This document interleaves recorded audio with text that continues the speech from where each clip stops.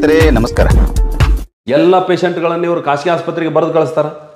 Maximum KL ಆಸ್ಪತ್ರೆಗೆ ಕಳಿಸ್ತಾರೆ. ನಮ್ದೇನು ಬರೆದು ಕಳಿಸ್ಬೇಡ್ರಿ ಅಂತ ಹೇಳಿದ್ರಲ್ಲ, ಕಳಿಸ್ರಿ.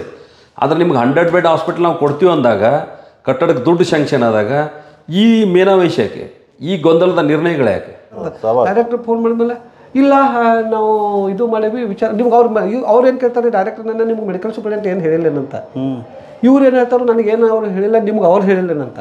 ಅಂದರೆ ಯಾರನ್ನ ಕೇಳಿದ್ರು ಫೈನಲಿ ಬಂದು ನಾ ಆ್ಯಕ್ಚುಲಿ ಅವ್ರ ಮೇಲೆ ಕ್ರಿಮಿನಲ್ ಕೇಸ್ ಹಾಕೋದ್ರಿ. ಈಗ ನಮ್ಮಲ್ಲಿ ಸ್ಪೆಷಲಿಸ್ಟ್ ಇಲ್ಲ ಸರ್, ಮೇನ್ ಅಂದರೆ ಉಳಿದಿದ್ದು ಲ್ಯಾಬು ಮತ್ತು ಎಕ್ಸ್ರೇ ಆಮೇಲೆ ECG ಎಲ್ಲ ನಾವು ಮಾಡ್ತಿದ್ದೀವಿ ಸರ್ ಇಲ್ಲಿ. ಸರ್ ನಿಮ್ಮ ವೈದ್ಯರ ಸ್ಟ್ರೆಂತ್ ಎಷ್ಟು ಇಲ್ಲಿದೆ ಇರಬೇಕಾದಂಥದ್ದು? ವೈದ್ಯರು ಟೋಟಲ್ ನಮ್ಮ ಸರ್ 28 ಪೋಸ್ಟ್ ಇದಾವೆ ಸರ್ ಇಲ್ಲಿ. 28 ಪೋಸ್ಟ್? ಹಾಂ ಸರ್, ವೈದ್ಯರು.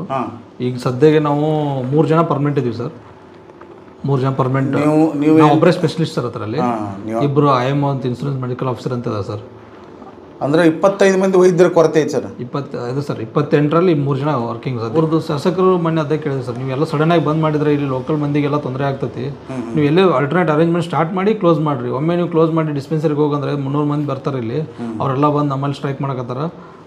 ಸ್ನೇಹಿತರೆ, ರಾಜ್ಯದಲ್ಲಿ ಅತಿ ದೊಡ್ಡ ಜಿಲ್ಲೆಯಾಗಿರ್ತಕ್ಕಂಥ ಬೆಳಗಾವಿ ಸರಿಯಲ್ಲದ ಹಲವಾರು ಕಾರಣಗಳಿಂದಾಗಿ ಸದಾ ಸುದ್ದಿಯಲ್ಲಿ ಇರ್ತಾ ಇರೋದು ನಿಮಗೆಲ್ಲ ಗೊತ್ತಿರ್ತಕ್ಕಂಥ ಹಳೆಯ ಸುದ್ದಿ. ಸ್ನೇಹಿತರೆ, ಈಗ ಯಾವ ಕಾರಣಕ್ಕೆ ಸುದ್ದಿ ಆಗ್ತಿದೆಯಪ್ಪ ಅಂತ ನೀವು ಕೇಳ್ಬೋದು. BJP ರಾಜ್ಯಸಭಾ ಸದಸ್ಯರಾಗಿರ್ತಕ್ಕಂಥ ಈರಣ್ಣ ಕಡಾಡಿ ಮತ್ತು ರಾಜ್ಯದ ಕಾರ್ಮಿಕ ಖಾತೆಯ ಸಚಿವರಾಗಿರ್ತಕ್ಕಂಥ ಸಂತೋಷ್ ಲಾಡ್ ಅವರ ಮಧ್ಯೆ ಪ್ರತಿಷ್ಠೆಯ ಕಾರಣಕ್ಕಾಗಿ ಈಗ ಸುದ್ದಿ ಆಗ್ತಾ ಇರುವಂಥದ್ದು. ಇದು ಎಲ್ಲಿವರೆಗೆ ದೊಡ್ಡದಾಗಿದೆ ಅಂದರೆ, ಕೇಂದ್ರ BJP ಸರ್ಕಾರ ಮಂಜೂರು ಮಾಡಿರ್ತಕ್ಕಂಥ 153 ಕೋಟಿ ರೂಪಾಯಿಯ ಆಸ್ಪತ್ರೆಯನ್ನೇ ಬೇಡ ಅನ್ನುವಷ್ಟು ಮಟ್ಟಿಗೆ ಬಂದಿದೆ. ಅಂದರೆ ಅದರ ಗಂಭೀರತೆಯ ಅರಿವಾದೀತು. ಕಾಂಗ್ರೆಸ್ ಸರ್ಕಾರ ಜಾರಿ ಮಾಡಿರ್ತಕ್ಕಂಥ ಗ್ಯಾರಂಟಿ ಯೋಜನೆಗಳಿಂದಾಗಿ ಸರ್ಕಾರದಲ್ಲಿ ಈಗ ದುಡ್ಡೇ ಖಾಲಿಯಾಗಿದೆ. ಹೀಗಾಗಿ ಅಭಿವೃದ್ಧಿ ಕಾರ್ಯ ಮಾಡಲಾಗ್ತಾ ಇಲ್ಲ, ಸರ್ಕಾರ ದಿವಾಳಿ ಆಗಿದೆ ಅಂತ ಘೋಷಣೆ ಮಾಡಿ ಅಂತ ವಿರೋಧ ಪಕ್ಷಗಳು ಹಗಲಿರುಳು ಒತ್ತಾಯಿಸ್ತಾ ಇರುವಾಗ ಇದೇನಪ್ಪ ಸುದ್ದಿ ಅಂತ ನಿಮಗೆ ಆಶ್ಚರ್ಯ ಆಗ್ಬೋದು. ಎಸ್, ಈ ಸುದ್ದಿಯ ಬಗ್ಗೆ ಏನಾಗಿತ್ತು, ಏನು ಅನ್ನೋದ್ರ ಬಗ್ಗೆ ನಿಮಗೆ ಮಾಹಿತಿ ಕೊಡುವ ಪ್ರಯತ್ನವನ್ನು ನಾನು ಮಾಡ್ತೀನಿ. ಸ್ನೇಹಿತರೆ, ಬೆಳಗಾವಿ ಜಿಲ್ಲೆಯ ಜನಸಂಖ್ಯೆ ಹೇಳಿ ಕೇಳಿ ಹಳೆಯ ಜನಗಣತಿ ಪ್ರಕಾರ 4.8 ಮಿಲಿಯನ್ ಅಂದರೆ 48 ಲಕ್ಷ ಜನಸಂಖ್ಯೆ ಇರುವಂಥದ್ದು. ಸ್ನೇಹಿತರೆ, ಅಂದರೆ ರಾಜ್ಯದಲ್ಲಿ ಅತಿ ದೊಡ್ಡ ಜಿಲ್ಲೆಯಾಗಿರುವಂಥದ್ದು. ಸ್ನೇಹಿತರೆ, ದೊಡ್ಡ ಜಿಲ್ಲೆಯಾಗಿರ್ತಕ್ಕಂಥ ಇಲ್ಲಿ ಕೃಷಿ ಚಟುವಟಿಕೆಗಳ ಜೊತೆಗೆ ಸಾಕಷ್ಟು ದೊಡ್ಡ ಕಾರ್ಖಾನೆ, ಸಣ್ಣ ಕಾರ್ಖಾನೆ ಅಂತ ಹಲವಾರು ವಿವಿಧ ವಸ್ತುಗಳ ತಯಾರಿಕೆಯ ಸಂಸ್ಥೆಗಳು ಇಲ್ಲಿ ಕೆಲಸ ಮಾಡ್ತಾ ಇರುವಂಥದ್ದು. ಈ ಎಲ್ಲ ಸಂಸ್ಥೆಗಳಲ್ಲಿ ಕೆಲಸ ಮಾಡ್ತಾ ಇರತಕ್ಕಂಥ ಕಾರ್ಮಿಕರ ಸಂಖ್ಯೆ ಕೂಡ ದೊಡ್ಡದೇ ಅಂತ ಹೇಳ್ಬೋದು. ಸ್ನೇಹಿತರೆ, ಅವರಿಗಾಗಿ ಸರ್ಕಾರ ಕೂಡ ಈ ಬೆಳಗಾವಿಯಲ್ಲಿ ವಿಮಾ ಆಸ್ಪತ್ರೆಯನ್ನು ಕೂಡ ಇಲ್ಲಿ ಸ್ಥಾಪನೆ ಮಾಡಿದೆ. ಈ ಕಾರ್ಮಿಕ ವಿಮಾ ಆಸ್ಪತ್ರೆಗೆ ಜಿಲ್ಲೆಯ 3.5 ಲಕ್ಷ ಜನ ಕಾರ್ಮಿಕರು ತಮ್ಮ ಹೆಸರನ್ನು ನೋಂದಾಯಿಸಿಕೊಂಡಿದ್ದಾರೆ. ಒಬ್ಬ ಕಾರ್ಮಿಕನಿಗೆ ಏನಿಲ್ಲಪ್ಪ ಅಂದರೂ 4 ಜನ ಸದಸ್ಯರ ಅಂದರೆ ಕುಟುಂಬ ಸದಸ್ಯರನ್ನು ಹಿಡಿದ್ರೂ ಕೂಡ ಲೆಕ್ಕ ಹಾಕಿದರೆ ವಿಮಾ ಆಸ್ಪತ್ರೆಗೆ ತಮ್ಮ ಆರೋಗ್ಯವನ್ನು ತೋರಿಸ್ಕೊಳ್ಳಲಿಕ್ಕೆ ಬರ್ತಾ ಇರುವಂಥವ್ರ ಸಂಖ್ಯೆ 14 ಲಕ್ಷ ದಾಟ್ತಾ ಇರುವಂಥದ್ದು. ಸೊ ಇವರಿಗೆಲ್ಲ ಬೆಳಗಾವಿ ನಗರದ ಅಶೋಕನಗರದಲ್ಲಿರತಕ್ಕಂಥ 50 ಬೆಡ್ಡಿನ ಕಾರ್ಮಿಕ ವಿಮಾ ಆಸ್ಪತ್ರೆಯೇ ಆಧಾರವಾಗಿರುವಂಥದ್ದು. ದುರ್ದೈವ ಏನಪ್ಪ ಅಂದರೆ 28 ಜನ ಸುಸಜ್ಜಿತ ವೈದ್ಯರಿರಬೇಕಾದಂಥ ಈ ಆಸ್ಪತ್ರೆಯಲ್ಲಿ ಈಗ ಇರೋದು ಕೇವಲ 3 ಜನ ವೈದ್ಯರು. ಅಂದರೆ ನೀವೇ ಲೆಕ್ಕ ಹಾಕಿ, ಸರ್ಕಾರ ಈ ಕಾರ್ಮಿಕರ ಆರೋಗ್ಯದ ಬಗ್ಗೆ ಎಷ್ಟೊಂದು ಕಾಳಜಿ ವಹಿಸ್ತದ ಅಂತ. ಮತ್ತೂ ದುರಂತ ಏನಪ್ಪ ಅಂದರೆ, ಈ ಆಸ್ಪತ್ರೆಯಲ್ಲಿ ಸುಸಜ್ಜಿತ ಎಕ್ವಿಪ್ಮೆಂಟ್ಸ್ ಕೂಡ ಇದ್ದರೂ ಕೂಡ ಅವುಗಳನ್ನು ಉಪಯೋಗ ಮಾಡಲಿಕ್ಕೆ ವೈದ್ಯರೇ ಇಲ್ಲ. ಈ ಎಲ್ಲದರ ಜೊತೆಗೆ ಕಾರ್ಮಿಕ ಪೇಷಂಟ್ಗಳನ್ನು ಅಡ್ಮಿಟ್ ಮಾಡ್ಕೊಳ್ಬೇಕಂದ್ರೆ ಆಸ್ಪತ್ರೆ ಕಟ್ಟಡ ಯಾವಾಗ ಯಾರ ಮೇಲೆ ಕತ್ತರಿಸ್ಕೊಂಡು ಬೀಳ್ತದ ಅನ್ನೋ ಭಯ ಬೇರೆ. ಎಲ್ಲಿ ಅಡ್ಮಿಟ್ ಮಾಡಿಕೊಂಡಂಥ ಕಾರ್ಮಿಕರ ಜೀವಕ್ಕೆ ಹಾನಿ ಆದೀತೆಂಬ ಭಯದಿಂದ ಇಲ್ಲಿ ಯಾರನ್ನೂ ಕೂಡ ಅಡ್ಮಿಟ್ ಮಾಡಿಕೊಳ್ಳೋದೇ ಇಲ್ಲ. ಇದಕ್ಕೆ ಬದಲಾಗಿ ಅವ್ರು ಏನು ಮಾಡ್ತಾರಪ್ಪ ಅಂದ್ರೆ, ಬೇರೆ ಬೇರೆ ಖಾಸಗಿ ಆಸ್ಪತ್ರೆಗಳಿಗೆ ಇಲ್ಲಿ ಪೇಷಂಟ್ಗಳನ್ನು ರೆಫರ್ ಮಾಡಿ ಕಳಿಸ್ತಾ ಇರುವಂಥದ್ದು. ಸ್ನೇಹಿತರೆ, ಕೇವಲ ರೆಫರ್ ಮಾಡಿ ಕಳಿಸ್ಲಿಕ್ಕೆ ಮಾತ್ರ ಈಗ ಸದ್ಯಕ್ಕೆ ಆಸ್ಪತ್ರೆಗಿರುವಂಥದ್ದು. ಕಾರ್ಮಿಕರು ಅನುಭವಿಸ್ತಾ ಇರತಕ್ಕಂಥ ಈ ಸಮಸ್ಯೆಯನ್ನು ಮನಗಂಡ ರಾಜ್ಯಸಭಾ ಸದಸ್ಯರಾದಂಥ ಈರಣ್ಣ ಕಡಾಡಿಯವರು ಅದೊಂದು ದಿನ ಇದಕ್ಕೊಂದು ಕಾಯಕಲ್ಪ ಕಲ್ಪಿಸಲೇಬೇಕೆಂಬ ನಿರ್ಧಾರ ಮಾಡಿ ಬಹಳ ಶ್ರಮಪಟ್ಟು ಯಶಸ್ವಿ ಕೂಡ ಆಗಿದ್ದಾರೆ. ಕೇಂದ್ರ ಸರ್ಕಾರ ಕಡಾಡಿಯವರ ಬೇಡಿಕೆಯಂತೆ ಈ ಆಸ್ಪತ್ರೆಯನ್ನು 100 ಬೆಡ್ಗೆ ಉನ್ನತೀಕರಿಸಿ ಆಸ್ಪತ್ರೆಯ ನೂತನ ಕಟ್ಟಡ ಕಟ್ಟಲಿಕ್ಕೆ 153 ಕೋಟಿ ರೂಪಾಯಿಗಳನ್ನು ಕೂಡ ಮಂಜೂರು ಮಾಡಿದೆ. ಹಾಗನ್ನೋದಕ್ಕಿಂತ ಮಂಜೂರು ಮಾಡಿಸ್ಕೊಂಡು ಬಂದಿದ್ದಾರೆ ಅನ್ನೋದೇ ಸೂಕ್ತ ಅಂತ ಇಲ್ಲಿ ಹೇಳುವಂಥದ್ದು ಸ್ನೇಹಿತರೆ. ಈ ಹಣ ಮಂಜೂರಿಯಾಗಿ 2 ವರ್ಷ ಕಳೆದರೂ ಕೂಡ ರಾಜ್ಯ ಸರ್ಕಾರ ಈ ಹಳೆ ಆಸ್ಪತ್ರೆಯನ್ನು ಕೆಡವಿ ಹೊಸ ಕಟ್ಟಡ ಕಟ್ಟಲಿಕ್ಕೆ ಅವಕಾಶನ ಕೊಡ್ತಾಯಿಲ್ಲ. ಸುಮ್ಮನೆ ಹಲವಾರು ಕಾರಣಗಳನ್ನು ಮುಂದಿಡ್ತಾ ಸಬೂಬುಗಳನ್ನು ಹೇಳ್ತಾ ಸರ್ಕಾರ ಕೆಡವಲಿಕ್ಕೆ ಕಟ್ಟಲಿಕ್ಕೆ ಅವಕಾಶವನ್ನು ಕೊಡ್ತಾ ಇಲ್ಲ ಅಂತ ಹೇಳುವಂಥದ್ದು ಸ್ನೇಹಿತರೆ. ಅದರಲ್ಲೂ ರಾಜ್ಯದಲ್ಲಿರತಕ್ಕಂಥ ಕಾಂಗ್ರೆಸ್ ಸರ್ಕಾರದಲ್ಲಿ ಕಾರ್ಮಿಕ ಖಾತೆಯ ಸಚಿವರಾಗಿರ್ತಕ್ಕಂಥ ಸಂತೋಷ್ ಲಾಡ್ ಅವರು ಹೊಸ ಕಟ್ಟಡ ಕಟ್ಟಲು ಅವಕಾಶವನ್ನು ಕೊಡದೆ ಇಲ್ಲಿಯ 3.5 ಲಕ್ಷ ಕಾರ್ಮಿಕ ಕುಟುಂಬಗಳಿಗೆ ಅನ್ಯಾಯ ಮಾಡ್ತಿದ್ದಾರೆ ಅಂತ ಹೇಳುವಂಥದ್ದು ಸ್ನೇಹಿತರೆ. ಸಚಿವರು ಹೀಗೇಕೆ ಮಾಡ್ತಾ ಇದ್ದಾರೆ? ಕೇಂದ್ರದ BJP ಸರ್ಕಾರ ಈ ಆಸ್ಪತ್ರೆಯನ್ನು ನಿರ್ಮಾಣ ಮಾಡಿ ಅದರ ಕ್ರೆಡಿಟನ್ನು ತಾನೇ ತೆಗೆದುಕೊಳ್ಳುತ್ತೆ ಅನ್ನೋ ಹೊಟ್ಟೆ ಕಿಚ್ಚಿನಿಂದಾಗಿ ಈ ಅವಕಾಶವನ್ನು ಕೊಡ್ತಾ ಇಲ್ವೋ, ಅಥವಾ ಜಿಲ್ಲೆಯ ಶಾಸಕರೇನಾದರೂ ಈ ಆಸ್ಪತ್ರೆ ನಿರ್ಮಾಣ ಮಾಡಲಿಕ್ಕೆ ವಿರೋಧ ಮಾಡ್ತಾ ಇದ್ದಾರಾ ಅನ್ನೋದ್ರ ಬಗ್ಗೆ ಒಂದು ರೌಂಡ್ ನೋಡ್ಕೊಂಡು ಬರೋಣ ಬನ್ನಿ ಸ್ನೇಹಿತರೆ. ಮೊದಲಿಗೆ ಈ ಆಸ್ಪತ್ರೆ ಕುರಿತು MP ಈರಣ್ಣ ಕಡಾಡಿಯವರು ಏನು ಹೇಳ್ತಾರೆ, ಏನು ಹೇಳಿದ್ದಾರೆ ಅನ್ನೋದನ್ನು ನೀವು ಒಮ್ಮೆ ಕೇಳಿಬಿಡಿ. ನಮಸ್ಕಾರ ಸರ್. ನಮಸ್ಕಾರ ಸರ್, ಕಾರ್ಮಿಕ ಆಸ್ಪತ್ರೆ ಬಗ್ಗೆ ಬೆಳಗಾವದಲ್ಲಿ ಏನೋ ದೊಡ್ಡ ಆಸ್ಪತ್ರೆ ಮಾಡತ್ತೀರಿ, ಸ್ಯಾಂಕ್ಷನ್ ಮಾಡ್ಕೊಂಡು ಬಂದಿರಿ, ಅದಕ್ಕೆ ಸಂತೋಷ್ ಲಾಡ್ ಅವ್ರು ಅವಕಾಶ ಕೊಡ್ತಾ ಇಲ್ಲ ಅನ್ನೋ ಪೇಪರ್ದಾಗ ಸ್ಟೇಟ್ಮೆಂಟ್ ವಾರ್ ನಡೀತಾ ಇದೆ ಸರ್. ರಿಯಲಿ ಹಕೀಕತ್ ಏನು ಅನ್ನೋದನ್ನು ನೀವು ಸ್ಪಷ್ಟಪಡಿಸ್ಬೇಕು ಸರ್. ಒಂದು, ಬೆಳಗಾವಿ ಭಾಳ ದೊಡ್ಡ ಜಿಲ್ಲೆ ಕರ್ನಾಟಕ ರಾಜ್ಯದಲ್ಲಿ. ಸುಮಾರು 3.5 to 4 ಲಕ್ಷವರೆಗೆ ವಿಮಾ ಕಾರ್ಡ್ ಹೋಲ್ಡರ್ ಇಲ್ಲಿ ವಾಸವಾಗಿದ್ದಾರೆ ಕಾರ್ಮಿಕರು. ಅವರಿಗೆ ಉಚಿತವಾಗಿ ಟ್ರೀಟ್ಮೆಂಟ್ ಕೊಡ್ತಕ್ಕಂಥ ಆಸ್ಪತ್ರೆ ಇಲ್ಲಿ ಭಾಳ ಅಗತ್ಯ ಇದೆ. ನಾನು ಗಮನಿಸಿದಂಗೆ ಕೇವಲ 50 ಬೆಡ್ನ ಆಸ್ಪತ್ರೆ ಬೆಳಗಾವಿಯಲ್ಲಿ ಕಾರ್ಯನಿರ್ವಹಿಸ್ತಾ ಇತ್ತು. ಅದು ಕಳೆದ 25 ವರ್ಷಗಳ ಹಿಂದೆ ಕಟ್ಟಿದಂಥ ಕಟ್ಟಡ ಅದು ಕಳಪೆ ಕಾಮಗಾರಿಯಾಗಿ ಸೋರ್ತಾ ಇದೆ. ಅಲ್ಲಿ ಯಾವುದೇ ಇಂಡೋರ್ ಪೇಷಂಟ್ ಅಂದರೆ ದಾಖಲೆಯನ್ನು ಮಾಡ್ಕೋದಿಲ್ಲ ರೋಗಿಗಳು, ಒಳ ರೋಗಿಗಳಿಲ್ಲ. ಕೇವಲ ಹೊರ ರೋಗಿಗಳನ್ನು ಮಾತ್ರ ಅಂದರೆ OPD ಮಾತ್ರ ಅಲ್ಲಿ ಮಾಡ್ತಾ ಇದ್ದಾರೆ. ಹೀಗಾಗಿ ನಾನು ಒಂದು ಸಲ ಭೇಟಿ ಕೊಟ್ಟಾಗ ಅದನ್ನು ಗಮನಿಸಿ ನಾನು ಆ ಬಿಲ್ಡಿಂಗದ ಸ್ಟೆಬಿಲಿಟಿಯನ್ನು ಚೆಕ್ ಮಾಡಿದೆ, ಇದೇನಿದೆ ಅಂಥೇಳಿ. ತಿರುಚೂರು IIT ಅವರು ಅದಕ್ಕೆ ವರದಿ ಕೊಟ್ಟರು, ಈ ಬಿಲ್ಡಿಂಗ್ ಡಿಮಾಲಿಷ್ ಮಾಡಬೇಕು, ಇದು ಇವತ್ತಿಲ್ಲಿ ನಾಳೆ ಬೀಳ್ತದೆ, ನಾಳೆ ಜೀವಹಾನಿ ಆಗಬಾರ್ದಂತ ವರದಿ ಕೊಟ್ಟರು. ಆ ವರದಿಯನ್ನು ತೊಗೊಂಡು ನಾನು ಕೇಂದ್ರ ಸರ್ಕಾರಕ್ಕೆ ರಿಪೋರ್ಟ್ ಮಾಡಿದೆ. ನೋಡಿರಿ, ಇಲ್ಲಿ ಕಟ್ಟಡ ಹಳಿದಾಗಿದೆ, ಬೀಳ್ತಾ ಇದೆ, 50 ಬೆಡ್ ಇದೆ. ನಮಗೆ ಆ್ಯಕ್ಚುಲಿ ನೀವು ಜಾಸ್ತಿ ಅಂದರೆ 3.5 ಲಕ್ಷ ವಿಮಾ ಹೋಲ್ಡರ್ ಇರೋದ್ರಿಂದ ನಮಗೆ ದೊಡ್ಡ ಆಸ್ಪತ್ರೆ ಬೇಕಾಗಿತ್ತು, 200 ಬೆಡ್ ಹಾಸ್ಪಿಟ್ಲ್ ಬೇಕು ಅಂತೇಳಿ ನಾನು ಒತ್ತಾಯ ಮಾಡಿದೆ. ಕೊನೆಗೆ ಕೇಂದ್ರ ಸರ್ಕಾರ ನಾನು ಒತ್ತಡಕ್ಕೆ ಮಾಡಿದ್ದು 100 ಬೆಡ್ ಆಸ್ಪತ್ರೆಯನ್ನು ಫೆಬ್ರವರಿ 2023ರಲ್ಲಿ ಮಂಜೂರು ಮಾಡಿದರು. 2023ರಲ್ಲಿ ಮಂಜೂರಿ ಮಾಡಿದ ನಂತರ ಕಟ್ಟಡ ಎಲ್ಲಿ ಕಟ್ಟಬೇಕು 100 ಬೆಡ್ದು ಜಾಗೆ ಬಗ್ಗೆ ಚರ್ಚೆ ನಡೀತು. ಸನ್ಮಾನ್ಯ ಅಭಯ್ ಪಾಟೀಲ್ರು ಶಾಸಕರು ದಕ್ಷಿಣ ಭಾಗದಲ್ಲಿ ಮಾಡಬೇಕನ್ನುವಂಥ ಒಂದು ಒತ್ತಾಯವನ್ನು ಮಾಡಿದರು. ಸ್ಥಳ ಕೂಡ ತೋರಿಸಿದರು 5 ಎಕರೆ. ಆ ಸ್ಥಳ ಸೂಟೇಬಲ್ ಅಲ್ಲ ಅಂಥೇಳಿ ರಾಜ್ಯ ಸರ್ಕಾರ ನಿರ್ಣಯ ಮಾಡಿತು. ಅದಾದಮೇಲೆ ಸ್ಥಳ 5 ಎಕರೆ ಎಲ್ಲಿಯೂ ಸಿಗೋದಿಲ್ಲ ಅನ್ನುವಂಥ ಕಾರಣದಿಂದ ನಾವು ಇಲ್ಲಿ 3 ಎಕರೆ 3.25 ಎಕರೆ ಜಾಗಿದೆ ಅಶೋಕ್ ನಗರದಲ್ಲಿ, ಈಗ ಎಕ್ಸಿಸ್ಟಿಂಗ್ ಏನು ಆಸ್ಪತ್ರೆ ಇದೆ ಅಲ್ಲೇ ಇದೆ. ನಾವು ವಿನಂತಿ ಮಾಡಿದ್ದೀವಿ, ನೀವು ಬೆಂಗಳೂರಿನಲ್ಲಿ ಮಲ್ಟಿ ಸ್ಟೋರ್ ಬಿಲ್ಡಿಂಗ್ ಮಾಡಿ ನೀವು ದೊಡ್ಡ ದೊಡ್ಡ ಆಸ್ಪತ್ರೆ ನಡೆಸ್ತಾ ಇದ್ದೀರಿ ಕಡಿಮೆ ಜಾಗದಲ್ಲಿ, ಬೆಳಗಾವಿಯಲ್ಲಿ 3.25 ಎಕರೆ ಇದ್ದರೆ ಒಳ್ಳೆ ಜಾಗ ಆಯಿತು, ನೀವು ಅಲ್ಲೇ ಮಾಡಿರಿ ಅಂತೇಳಿ ವಿನಂತಿ ಮಾಡಿದಾಗ ಅದಕ್ಕೆ ಒಪ್ಪಿಕೊಂತು ಸರ್ಕಾರ. ಒಪ್ಪಿಕೊಂಡು ಅದನ್ನು ಶಿಫ್ಟ್ ಮಾಡಬೇಕು ಬೇರೆ ಕಡೆ. ಎಲ್ಲಿ ತನಕ ಇದು 30 ತಿಂಗಳ ಕಂಡೀಷನ್ ಅದು, ಆಸ್ಪತ್ರೆ ಕಟ್ಟಲಿಕ್ಕೆ ಅಲ್ಲಿವರೆಗೆ ಇದನ್ನು ಶಿಫ್ಟ್ ಮಾಡಿ OPD ನೋಡಬೇಕು, ರೆಫರ್ ಮಾಡಬೇಕು ಬೇರೆ ದವಾಖಾನೆಗೆ, ಬೇರೆ ಆಸ್ಪತ್ರೆಗಳಿಗೆ. ಹೀಗಾಗಿ ಅದನ್ನು ಹೊರಗಡೆ ಕಳಿಸ್ಬೇಕು ಮತ್ತು ಇಲ್ಲಿ ಇದನ್ನು ಡಿಮಾಲಿಷ್ ಮಾಡಿ ಕಟ್ಟಡ ಮಾಡಬೇಕನ್ನುವಂಥ ತೀರ್ಮಾನ ಆಯಿತು. ಆ ಪ್ರಕಾರ ಸರ್ಕಾರ ಆದೇಶ ಕೂಡ ಮಾಡಿತು. ನಮ್ಮ ಸರ್ಕಾರ ಇತ್ತು ಅವಾಗ, BJP ಸರ್ಕಾರ ಇತ್ತು. ಅವ್ರು ಒಪ್ಪಿಕೊಂಡು ಅದನ್ನು ಡಿಮಾಲಿಷ್ ಮಾಡಲಿಕ್ಕೆ ಕೊಟ್ಟರು. ಆದರೆ ಯಾವಾಗ ಅದನ್ನು ಟೆಂಡರ್ ಕರಿಬೇಕು, ಹೊಸ ಆಸ್ಪತ್ರೆಯನ್ನು ಬೇರೆ ಕಡೆ ನಡೆಸಬೇಕಾದ್ರೆ ಬಾಡಿಗೆ ಕಟ್ಟಡದಲ್ಲಿ ನಡೆಸಬೇಕು, ಈ ಕಟ್ಟಡ ಆಗೋ ತನಕ ಆ ಟೆಂಡರ್ ಪ್ರಕ್ರಿಯೆಯೊಳಗೆ ಫ್ರೀ ಆಫ್ ಕಾಸ್ಟ್ ಕೊಡ್ತೀನಿ ಅಂತ ಒಬ್ಬರು ಬಂದರು. ಅಂದ್ರೆ ಆಸ್ಪತ್ರೆ ನಡೆಸಲಿಕ್ಕೆ ಫ್ರೀ ಆಫ್ ಕಾಸ್ಟ್ ಬಿಲ್ಡಿಂಗ್ ನಾವು ಕೊಡ್ತೀವಿ ವಿಮಾ ಆಸ್ಪತ್ರೆಗೆ ಅಂತೇಳಿ. ಈ ಹೊಸ ಸರ್ಕಾರ ಬಂದ ಮೇಲೆ ಅದನ್ನು ರಿಜೆಕ್ಟ್ ಮಾಡಿದ್ರು, ಫ್ರೀ ತೊಗೋಂಗಿಲ್ಲ ನಾವು ಅಂತೇಳಿ. ಆಯಿತು, ಹಂಗಾರೆ ನೀವು ಟೆಂಡರ್ ಕರೀರಿಂದು ಟೆಂಡರ್ ಕರೆದ್ರು. ಟೆಂಡರ್ದೊಳಗೆ ಬೇರೆ ಬೇರೆ ಜನ ಪಾರ್ಟಿಸಿಪೇಟ್ ಮಾಡಿದ್ರು. ಸ್ಪಂದನ ಆಸ್ಪತ್ರೆ ಅವರು ಒಪ್ಕೊಂಡ್ರು, ನಾವು ಕೊಡ್ತೀವಿ ಅಂತೇಳಿ. ಸರ್ ಅವರು ಬೆಳಗಾವಿ ಅವರು ಒಪ್ಕೊಂಡ ಮೇಲೆ ಅಲ್ಲಿ ನೆಗೋಷಿಯೇಷನ್ ಪ್ರಾರಂಭ ಆಯಿತು. ಏನೇನೇನೇನೋ ಕಡ್ಡಿ ಹಾಕಿ ಇಲಾಖೆ ಅಧಿಕಾರಿಗಳು ಆ ಮಾಲಕನನ್ನು ಇಷ್ಟೊಂದು ಗೋಳು ಹೊಯ್ಕೊಂಡ್ರಲ್ಲ, ಅವ್ನು ಕೊನೆಗೆ ಒಂದು ತೀರ್ಮಾನ ಮಾಡಿದ, ನಾನು ನಿಮ್ಗೆ ಕೊಡೋಕ್ಕಾಗೋದಿಲ್ಲ ಅಂತೇಳಿ. ಈಗ ನೀವು ಇಷ್ಟೆಲ್ಲ ನಮ್ಮ ಕಂಡೀಷನ್ ಹಾಕಿ ನಮ್ಮನ್ನು ಹರಾಸ್ಮೆಂಟ್ ಮಾಡ್ತಾಯಿದ್ರಿ, ಇಷ್ಟು ಒಂದು ವರ್ಷದಿಂದ ನನ್ನ ಆಸ್ಪತ್ರೆ ಖಾಲಿ ಬಂತು, ನೀವು ಒಂದು ಹೆಜ್ಜೆನೂ ಮುಂದೆ ಹೋಗ್ತಾ ಇಲ್ಲ, ನಾನು ಕೊಡೋಕ್ಕಾಗೋದಿಲ್ಲ ಅಂದ. ನಾನು ವಾಪಸ್ ಕರೆದು ಕೇಳಿದೆ ಅವಾಗ, ಬರೀ ನಾಟಕ.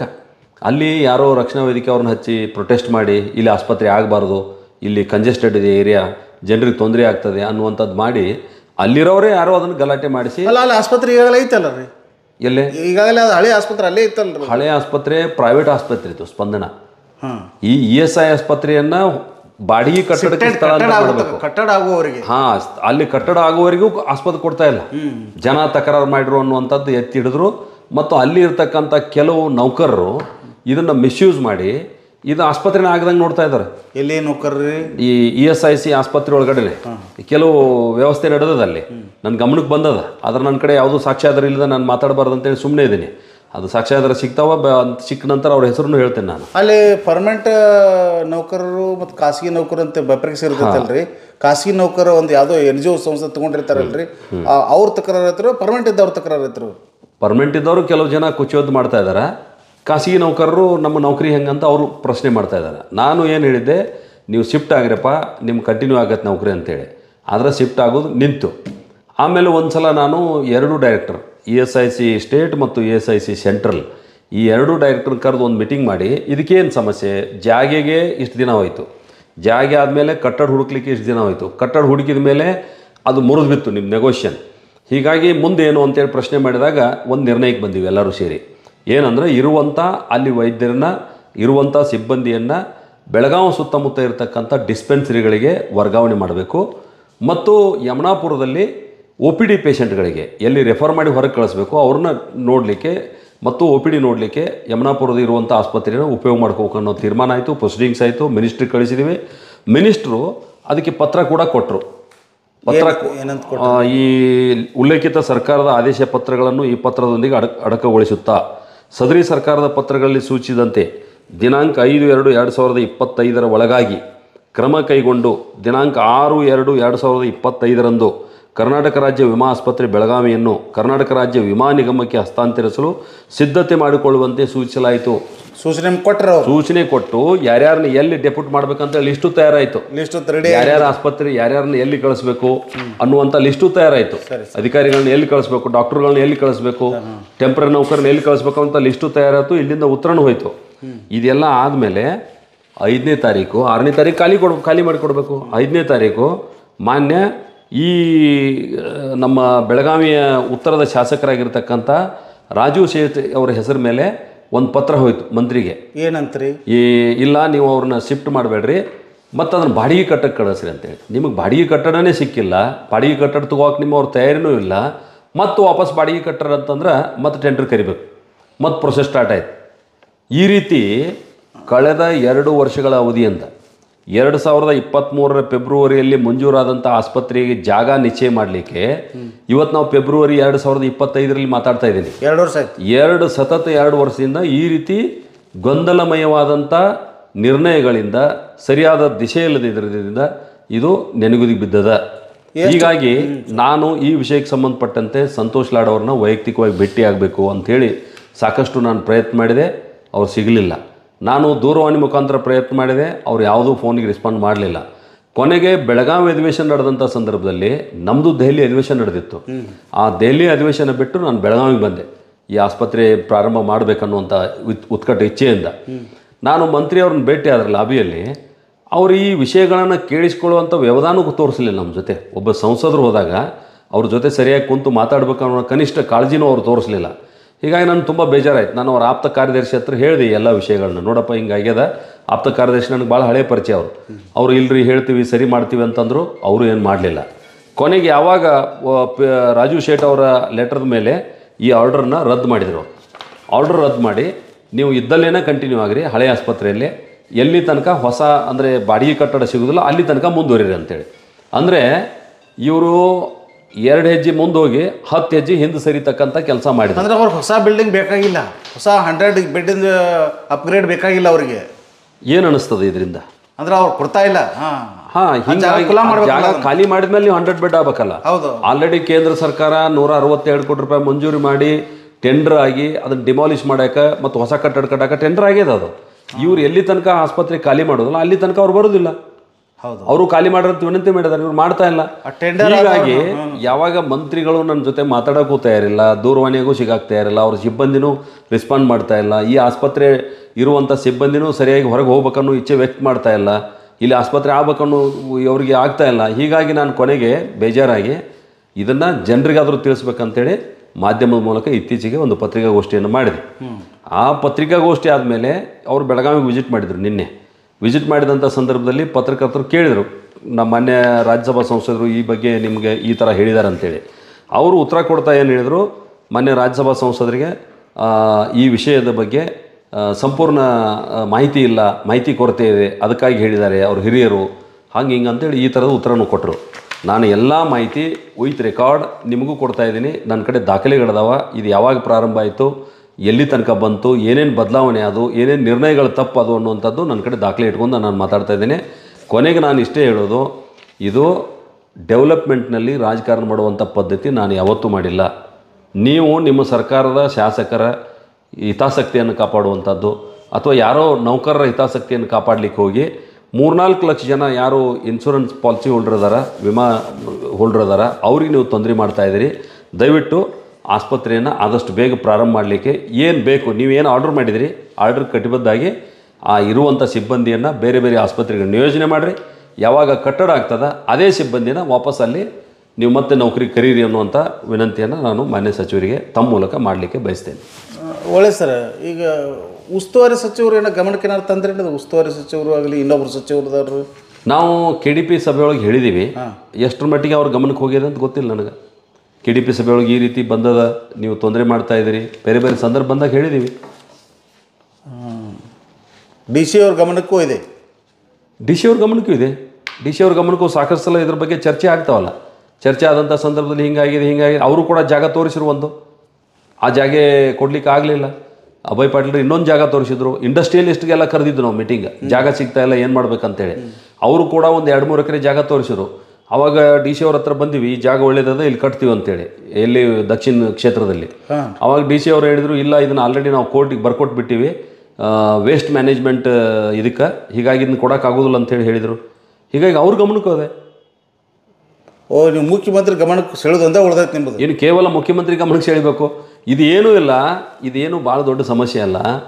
ಯಾರೋ ಕೆಲವರು ಮಾತು ಕೇಳಿ ನಮ್ಮ ಗೌರವಾನ್ವಿತ ಸಚಿವರು ಹಾದಿ ತಪ್ಪಬಾರ್ದು. ನಾವು ಆಸ್ಪತ್ರೆ ಕಟ್ಟಡ ನಿರ್ಮಾಣ ಮಾಡಬೇಕಂದ್ರೆ ಒಂದು ಸ್ಟ್ರಾಂಗ್ ಡಿಸಿಷನ್ ತೊಗೊಂಡು ಆ ಜಾಗ ಖಾಲಿ ಮಾಡಿಕೊಟ್ರೆ ಕೇಂದ್ರ ಸರ್ಕಾರ ಅಲ್ಲಿ 100 ಬೆಡ್ ಆಸ್ಪತ್ರೆಯನ್ನು ನಿರ್ಮಾಣ ಮಾಡ್ತಾರೆ. ಅದೆಲ್ಲ ಕುಲ್ಲ ಆದ್ರೂ ನಿಮ್ದು 100 ಬೆಡ್ ಕಟ್ಟಡ ನಿಶ್ಚಿತವಾಗಿ ಟೆಂಡರ್ ಆಗೈತೆ ನಿಮ್ದು. ಕುಲ್ಲ ಅಂದ್ರೆ ನೀವು ಬರೀ ಒಳಗಿರುವಂಥ ಸಿಬ್ಬಂದಿಯನ್ನು ಹೊರಗೆ ಹಾಕಿದ್ರೆ ಡಿಮಾಲಿಶು ನಮ್ಮವರು ಮಾಡ್ತಾರೆ, ಕಟ್ಟಡ ಕೆಡವು ಕೆಲಸನೂ ನಮ್ಮವ್ರು ಮಾಡ್ತಾರೆ. ಆ ಸಿಬ್ಬಂದಿಗಳೇ ವಿರೋಧ ಮಾಡತ್ತಾರಲ್ಲ. ಸಿಬ್ಬಂದಿಗಳ ವಿರೋಧ ಮಾಡ್ತಾರೆ ಅನ್ನೋಕ್ಕಿಂತ ಆ ಸಿಬ್ಬಂದಿಗಳು ಹೊರಗೆ ಹೋಗಕ್ಕೆ ಸರ್ಕಾರ ಆದೇಶ ಮಾಡಬೇಕಲ್ಲ. ನೀವು ಯಾರ ಮಾತು ಕೇಳಿ ಆದೇಶ ಮಾಡಿಲ್ಲ, ಹೌದು, ಯಾಕೆ ಮಾಡಲಿಲ್ಲ? ಅಥವಾ ನಿಮ್ಗೆ ಆ ಸಿಬ್ಬಂದಿಗಳನ್ನ ಇಟ್ಕೋಬೇಕು, ಅವ್ರ ಮೇಲೆ ಭಾಳ ಪ್ರೀತಿ ಇದ್ರೆ ಈಗಾದರೂ ಅವ್ರು ಏನು ಮಾಡ್ತಾಯಿದ್ದಾರೆ ಅಲ್ಲಿ? ನಿಮಗೆ ವಿಷಯ ತಜ್ಞ ಡಾಕ್ಟರ್ ಇಲ್ಲ ಅಲ್ಲಿ, ಎಕ್ಸ್ಪರ್ಟ್ಸ್ ಯಾರೂ ಇಲ್ಲ. ಯಾಕಂದ್ರೆ ಕಟ್ಟಡದ ಒಳಗಡೆ ಕೆಲಸ ಮಾಡುವಂಥ ಸ್ಥಿತಿ ಇಲ್ಲ ಅಲ್ಲಿ. ಓನ್ಲಿ OPD ಪೇಷಂಟ್ ನೋಡ್ತಾ ಇದ್ದೀರಿ ನೀವು, ಔಟ್ಡೋರ್ ಪೇಷಂಟ್ ನೋಡ್ತಾ ಇದ್ದೀರಿ, ಹೊರ ರೋಗಿಗಳ ವಿಭಾಗ ಮಾತ್ರ ಕೆಲಸ ಮಾಡ್ತಾ ಇದೆ ಅಲ್ಲಿ. ಅಂದ್ರೆ ಕಟ್ಟಡ ಶಿಥಿಲಾವಸ್ಥೆಗಿದೆ. ಮಳೆ ಆದ್ರೆ ಸೋರ್ತದ, ಯಾವಾಗ ಬೀಳ್ತದ ಅಂತ ಗೊತ್ತಿಲ್ಲ. ಡಾಕ್ಟರ್ಗಳಿಗೆ ಜೀವ ಭಯ ಅದ, ಪೇಷಂಟ್ಗಳು ಅಲ್ಲಿ ಅಡ್ಮಿಟ್ ಆಗೋದಿಲ್ಲ. ಎಲ್ಲ ಪೇಷಂಟ್ಗಳನ್ನು ಇವರು ಖಾಸಗಿ ಆಸ್ಪತ್ರೆಗೆ ಬರೆದು ಕಳಿಸ್ತಾರೆ. ಮ್ಯಾಕ್ಸಿಮಮ್ KL ಆಸ್ಪತ್ರೆಗೆ ಕಳಿಸ್ತಾರೆ. ನಮ್ದೇನು ಬರೆದು ಕಳಿಸ್ಬೇಡ್ರಿ ಅಂತ ಹೇಳೋದಿಲ್ಲ, ಕಳಿಸ್ರಿ. ಆದರೆ ನಿಮ್ಗೆ 100 ಬೆಡ್ ಹಾಸ್ಪಿಟ್ಲ್ ನಾವು ಕೊಡ್ತೀವಿ ಅಂದಾಗ, ಕಟ್ಟಡಕ್ಕೆ ದುಡ್ಡು ಶಾಂಕ್ಷನ್ ಆದಾಗ ಈ ಮೇನಾವೇಶ ಯಾಕೆ, ಈ ಗೊಂದಲದ ನಿರ್ಣಯಗಳು ಯಾಕೆ? ನಾವು ತಮ್ಮ ಮೂಲಕ ಮಾನ್ಯ ಸಚಿವರು ಗಮನಕ್ಕೆ ತರ್ತೇನೆ. ಅವ್ರು ಏನು ತಪ್ಪು ಮಾಹಿತಿ ಅದ ಅದನ್ನು ಸರಿಪಡಿಸಿಕೊಂಡು ಆದಷ್ಟು ಬೇಗ ಬೆಳಗಾವಿಗೆ ನ್ಯಾಯ ಒದಗಿಸಿಕೊಡಿರುವಂಥ ನನ್ನ ವಿನಂತಿ ಅದ. ಯಾವುದೇ ಕಾರಣಕ್ಕೂ ಡೆವಲಪ್ಮೆಂಟ್ ಕೆಲಸದಲ್ಲಿ ನಾವು ರಾಜಕಾರಣ ಮಾಡೋದಿಲ್ಲ. ಮತ್ತು ಮಾನ್ಯ ಕಾರ್ಮಿಕ ಸಚಿವರ ಜೊತೆ ರಾಜಕಾರಣ ಮಾಡುವಂಥ ಅಗತ್ಯ ಏನಿದೆ ನನಗೆ? ಅವ್ರ ಕ್ಷೇತ್ರನೇ ಬೇರೆ, ನಮ್ಮ ಕ್ಷೇತ್ರ ಬೇರೆ. ನಾನು ಗೆದ್ದಿರುವಂಥದ್ದು ರಾಜ್ಯಸಭೆಗೆ, ಅವ್ರು ಗೆದ್ದಿರುವಂಥದ್ದು ವಿಧಾನಸಭೆಗೆ. ಆಗಲಿ ಸರ್, ಥ್ಯಾಂಕ್ ಯು.